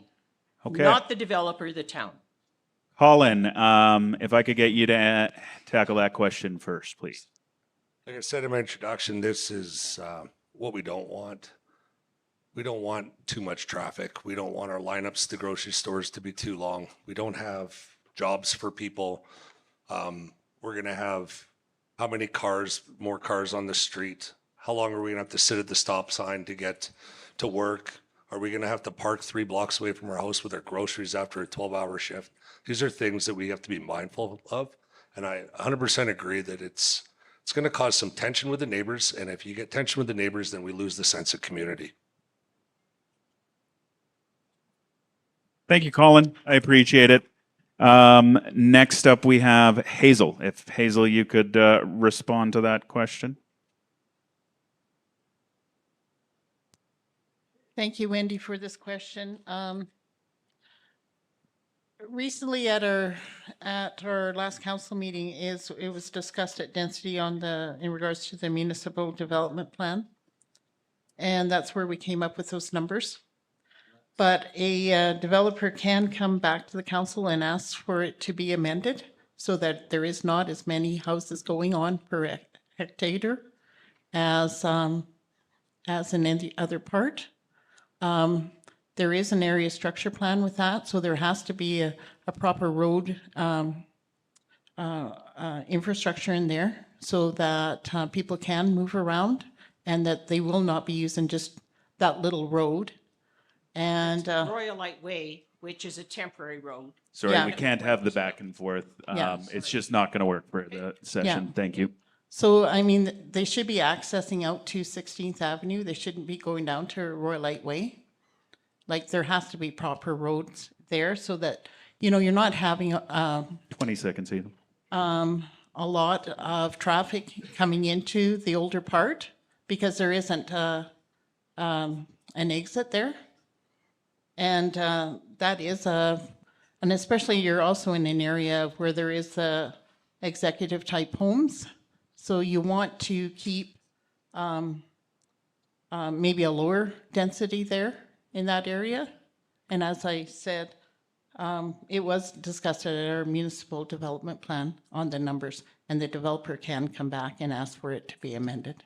I'll have to stop you there, Hazel. Last up is Ashley Brosz on that question, please.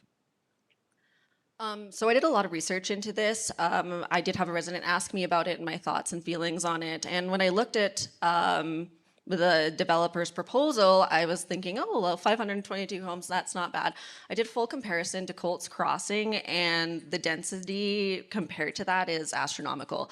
If you look going out onto 16th, for people to get out on the highway, you're gonna have to go towards the elk farm, and how is it gonna hold all of that traffic? And then going down into your guys' community, when I looked at the proposal, their suggested green spaces were essentially just treed areas that they couldn't develop. So I didn't agree with, I agree with development. I do want to see growth. I understand that there are going to be some developments that do need to be denser than others, but this is, I don't believe, the spot for that. It is too dense. There isn't the right road infrastructure just to hold that type of traffic going in and out. I do think that area is more of a nature area, in my opinion, and you build those big homes on there that are $1 million, $2 million plus homes, and maybe keep it to less dense area up in that area. You've already started with $1 million homes and making it more of an elite area to live in town. Focus on Colts Crossing or something out if you want higher density. I don't believe it belongs there. I agree with that.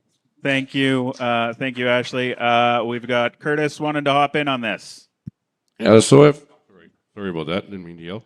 I've got a quick math lesson here for everybody, so just bear with me. I'm going to go back to the water conversation that I had earlier. So I looked into this, and based on my estimate at 522, I'm against this, by the way. I'm against this higher density, and I'll tell you why. Based on an estimate of 522 units at 2.5 people per household. Now, I don't know where you get a 0.5 person, but we'll just go with that. So 522 units at an average of 2.5 people per household using 70 meters cubed of water per year would require nearly 95,300 cubic meters of water annually. That is 10% of our current water license, folks. Keep that in mind. Thank you. Thank you, Curtis. We are sitting at 8:48 p.m. right now. I'm going to go with one last resident question. That's all we have time for, and then everybody's welcome to mob them afterwards in the parking lot. Please do. But I have to get my kids home to bed at some point in time. So this last question is going to be, I believe it's from Shelia. It's related to the province and the working relationship with the province. Sorry, I apologize if I'm reading that name wrong. And this question was targeted to Ashley, Tarina, and Tom. And I think that's gonna work for me. Ashley, Tarina, and Tom, that'll work for me. So.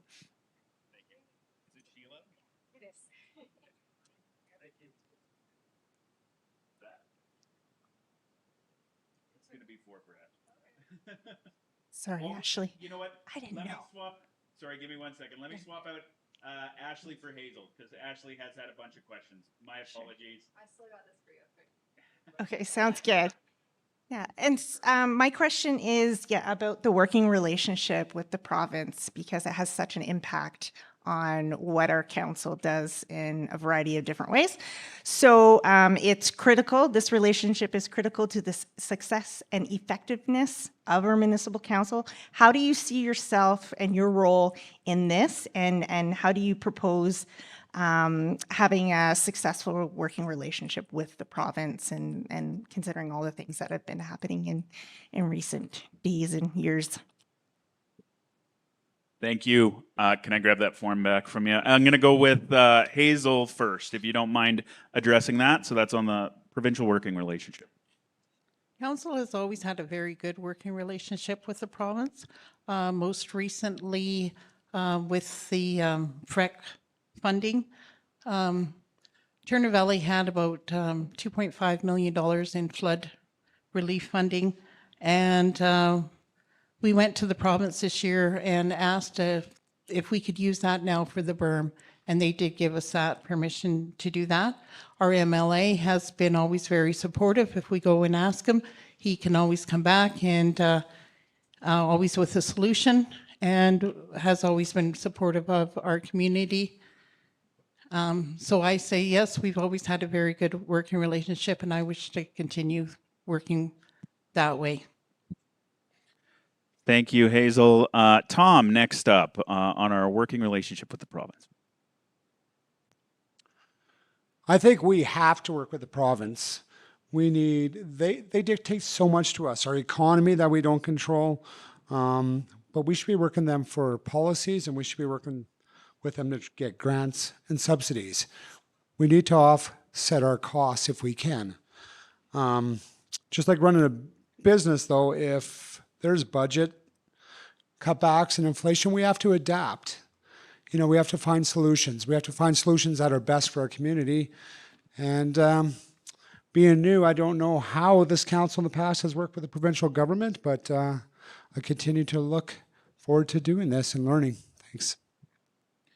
Thank you, Tom. And last but not least, we've got Tarina on that question. How would you propose to maintain a relationship with the province? Okay, so I would propose that we get together more frequently with them and share ideas. So much can come from that. Open the line of communication. Back again to communication.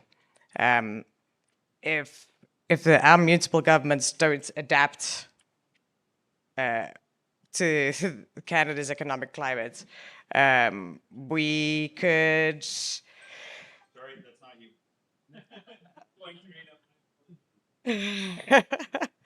That could be a fast track, you know, like if we, to some people losing homes,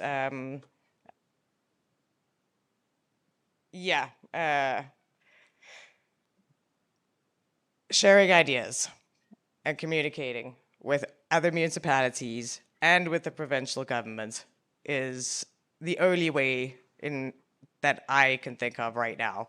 I'm sorry, I'm new. To overcome that is to talk it through. Perfect. Thank you. Thank you, Tarina. And Is that Jonathan? Okay. I'll let you go. No, that's all good. That's what passes are for. You can all use them. Yeah, so as a sitting councillor, just to support these newer councillors about the relationships that we get to have, Sheila, one of the committees I'm on is our Foothills Regional Emergency Services Commission. And so in the 8 years I've been on that commission, I have a direct access to the Minister of Health. And that allows us to really have a communication, especially I'm looking for Jerry Rook. He was here earlier. I think Jerry's there.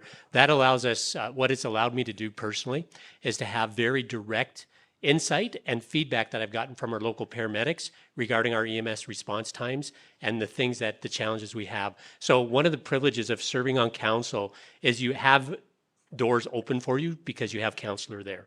And so they're very respectful of that. We do need to take advantage of it as much as we can. And I know I've been trying to do as much as I can in the last 8 years. Thank you. Thanks, Jonathan. Any last ones? Colin wants in on it too. Good. I was going to ask you a question, which was where do I get Dixon shirts from now that I can't just go down the road anymore? But carry on, Colin. I found that when I had my business, we'd have some events and we'd invite the provincial leaders out to our events. And I think as a small business or any business in this town, if we're going to host an event, we should invite our provincial leaders. It gives them a chance to campaign, gives us an opportunity to meet these folks and not leave it up to council to have these relationships, but have a relationship as a community with the provincial leaders. Thank you. Thank you, Colin. So this is pretty balanced. It ended up pretty well at the end of the day. I am going to say, Cindy, you got shortchanged here. So Cindy, in 30 seconds or less, can you describe for us exactly what an infrastructure management plan would look like over the next decade? No, I am going to ask you one question here, which is, I want to even things out here, which is, how do we prioritize infrastructure moving forward as a community of Diamond Valley? I actually wanted to talk about growth, but I think they can go hand in hand, so I'm going to sneak it in. All right. The reason that we are increasing the density requirements in town is because we have an infrastructure deficit, which we are trying to come up with a plan for how to address over the next 10, 20, 30 years. Houses built with large lots with just one person living in them cost a lot of money to replace the roads and the sewer and water underneath them. And that is what we're experiencing in town. That is why we are requiring smaller lot sizes and higher density, as well as for the flexibility, because it provides a wider range of housing. Right now, we're predominantly single family, which doesn't always work for everyone. This new infrastructure management plan that we're doing goes through and catalogs everything that we own, what state it's in, and what needs to be replaced first, before it fails, and comes up with how much a year. We should be putting away at least amortization, which investing at least $3 to $5 million a year in infrastructure. 26. We can't get that. We're working our way up to it, but we need a plan to do it. And things get replaced one street at a time. You can't rip up the whole town at once. So we've done it with Sunset. We did it with First. We're doing it currently with Frontenac. Year after year, one road at a time. That's what an infrastructure master plan gives us. Thank you, Cindy. It wouldn't be a night at a candidates forum without me hearing about sewer pipes. So I appreciate that. And I want us to move into the final portion of the evening. For those of you who didn't get your questions answered, I swear you didn't look at me funny. It's not because you didn't buy something from my kids. It's just because we don't have enough time for questions. And there's lots of opportunities to engage. This is the beginning of the conversation, not the end. We are short on time. I'm going to beg the indulgence of the audience to take an extra 3 or 4 minutes of your time. But I am going to cut down on closing statements to 60 seconds. For all candidates. The speaking order is going to start with Ashley leading off with your closing comments, followed by Jonathan Gordon, and then the same thing as before, we'll go in, I'll give you who's on deck each time. So Ashley, you are up. Take it away. Okay, I'll stand up for this one. As we look toward the future of Diamond Valley, my goal is simple: to make decisions that strengthen our community today while protecting it for tomorrow. While I encourage slow, sustainable economic growth that keeps our small town charm while supporting local businesses and creating opportunities for families to thrive. Growth should be thoughtful, built on a long-term vision, not a short-term gain. I'm committed to taking transparency and communication a step further, ensuring residents are informed, engaged, and have easy access to information that affects their daily lives. Our community deserves open dialogue, honest decision-making, and a council that truly listens. As we plan for the future, I will continue to champion our recreational facilities, green spaces, and community places, the heart of what makes Diamond Valley such a special place to live. These spaces connect us, support us, our well-being, and must always be a part of the vision going forward. Together with collaboration, transparency, and care, we can build a strong, sustainable future for Diamond Valley, one that our kids and our grandkids will be able to call home one day. I know this will be a learning curve for me, and I promise I will get better at the speaking in public thing, but I just wanted to thank you for coming out and listening to all of us today. I hope to have some of your votes. Thank you, Ashley. I appreciate it. Jonathan Gordon is up next. Hazel Martin, you are on deck. Well, thank you everyone for being here again tonight. It's been a true privilege to serve you the last 8 years, and I hope I get to continue. You know, one of my phrases that I live by is people do not care how much you know until they first know how much you care. And I care for this community deeply, and I love being part of this community. Certainty in planning through a new land use bylaw. Certainty in asset management through a first infrastructure management plan. Certainty in infrastructure funding through an offsite levy bylaw. Certainty in active living through our first recreational master plan. And certainty in economic growth by completing a targeted business growth plan. That's my 5 key goals for the next term. Please vote for me, and it's been a wonderful opportunity. Thank you for being here tonight. Thank you, Jonathan. Hazel and Tarina, you'll be on deck. Thank you, first of all, for everybody coming out tonight. I think it was a great conversation that we had. I feel as a community that we can continue on this path to be sustainable, connected for our generations to come. And I hope to see everybody out on Monday, October 20th. And I think we all have a really good group of candidates sitting up here. Thank you. Thank you, Hazel. I appreciate that. Tarina is up next. Curtis Dixon is on deck.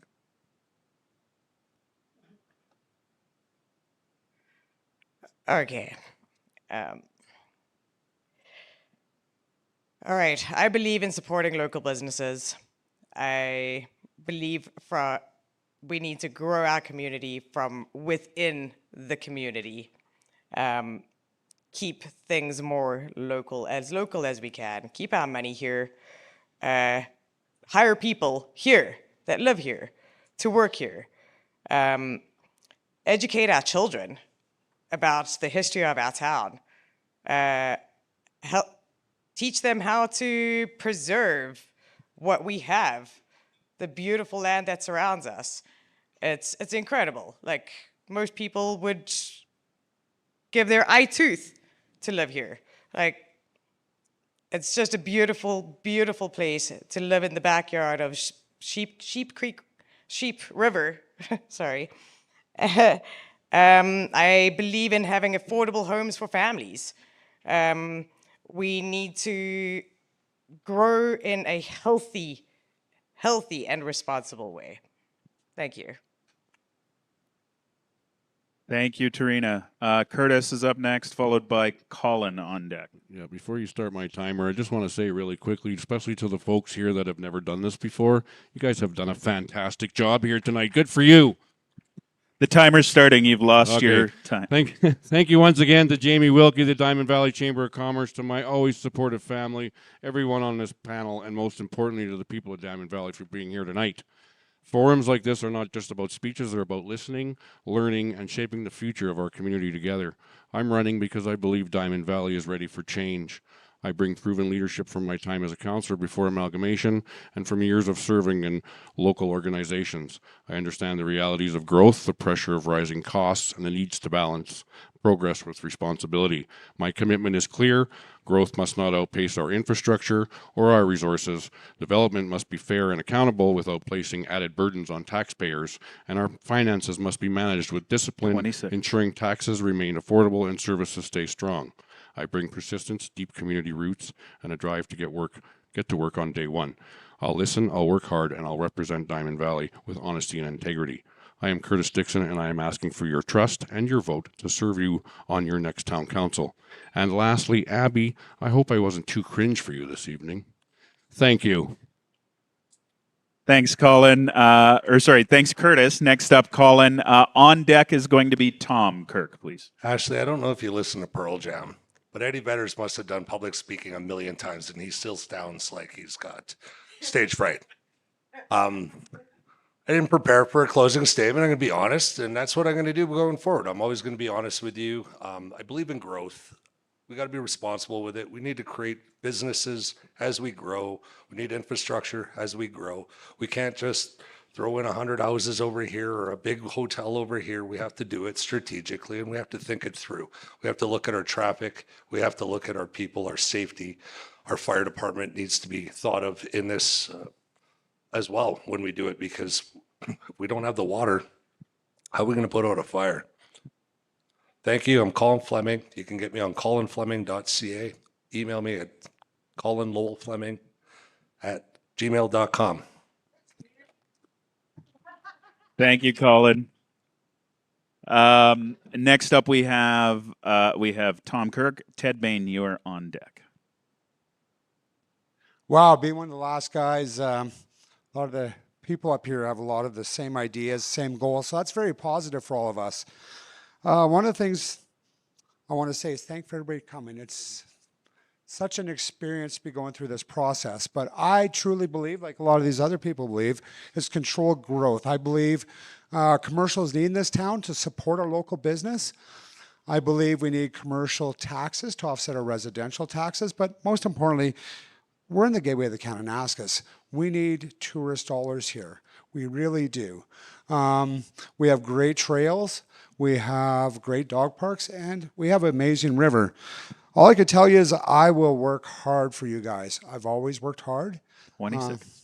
I'm a team leader, and if you vote for me, you know what you get. I'll be honest, open, transparent, and bring a business attitude to it, and work well with this team.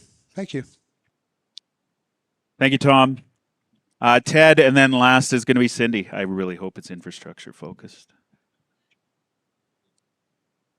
You're fortunate that you have several good candidates to choose from. Make sure that you get out and vote. Encourage your friends and neighbors to find out what's happening and get out and vote. It's a privilege that far too few people in the world have.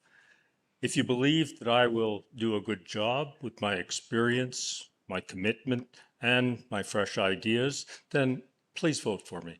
But if you decide that perhaps I'm not up for the job or I won't be a good candidate, you should still go in and vote. In fact, you should go into that booth, you should look for the name Ted Bain, and beside it, you put a great big no. Thank you. I believe that may be a crime in 2 to 3 provinces, Ted, what you just did, but I do appreciate that. So last but not least, Cindy Holladay.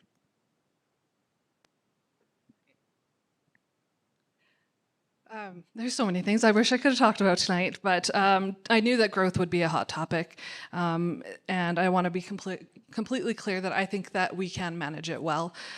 Growth will mean more opportunities for people to work and shop locally. Almost half of us live in areas that didn't exist 25 years ago. I know we tried to move here in 2005 and couldn't because we couldn't find a house that was suitable for our family, and we ended up in High River. Luckily, 7 years later, that changed. But I know growth is a hot topic for you. My husband and I, we wanted to come here because we wanted a village to raise our children in, but to have a village, that meant that we had to be villagers and we had to step up, and that's why I'm on council. I don't coach basketball well, so I have to do what I can do well, and that's been the financial background that's been needed for this job, and it's kept me up at night. I don't take it lightly when I have to make hard decisions on raising taxes and what we spend each year on our capital budget, but I know that every decision that I make, it's for the best of the residents in the long term, and that's my pledge to you. Thank you, Cindy. And thank you, every one of you, for joining us this evening.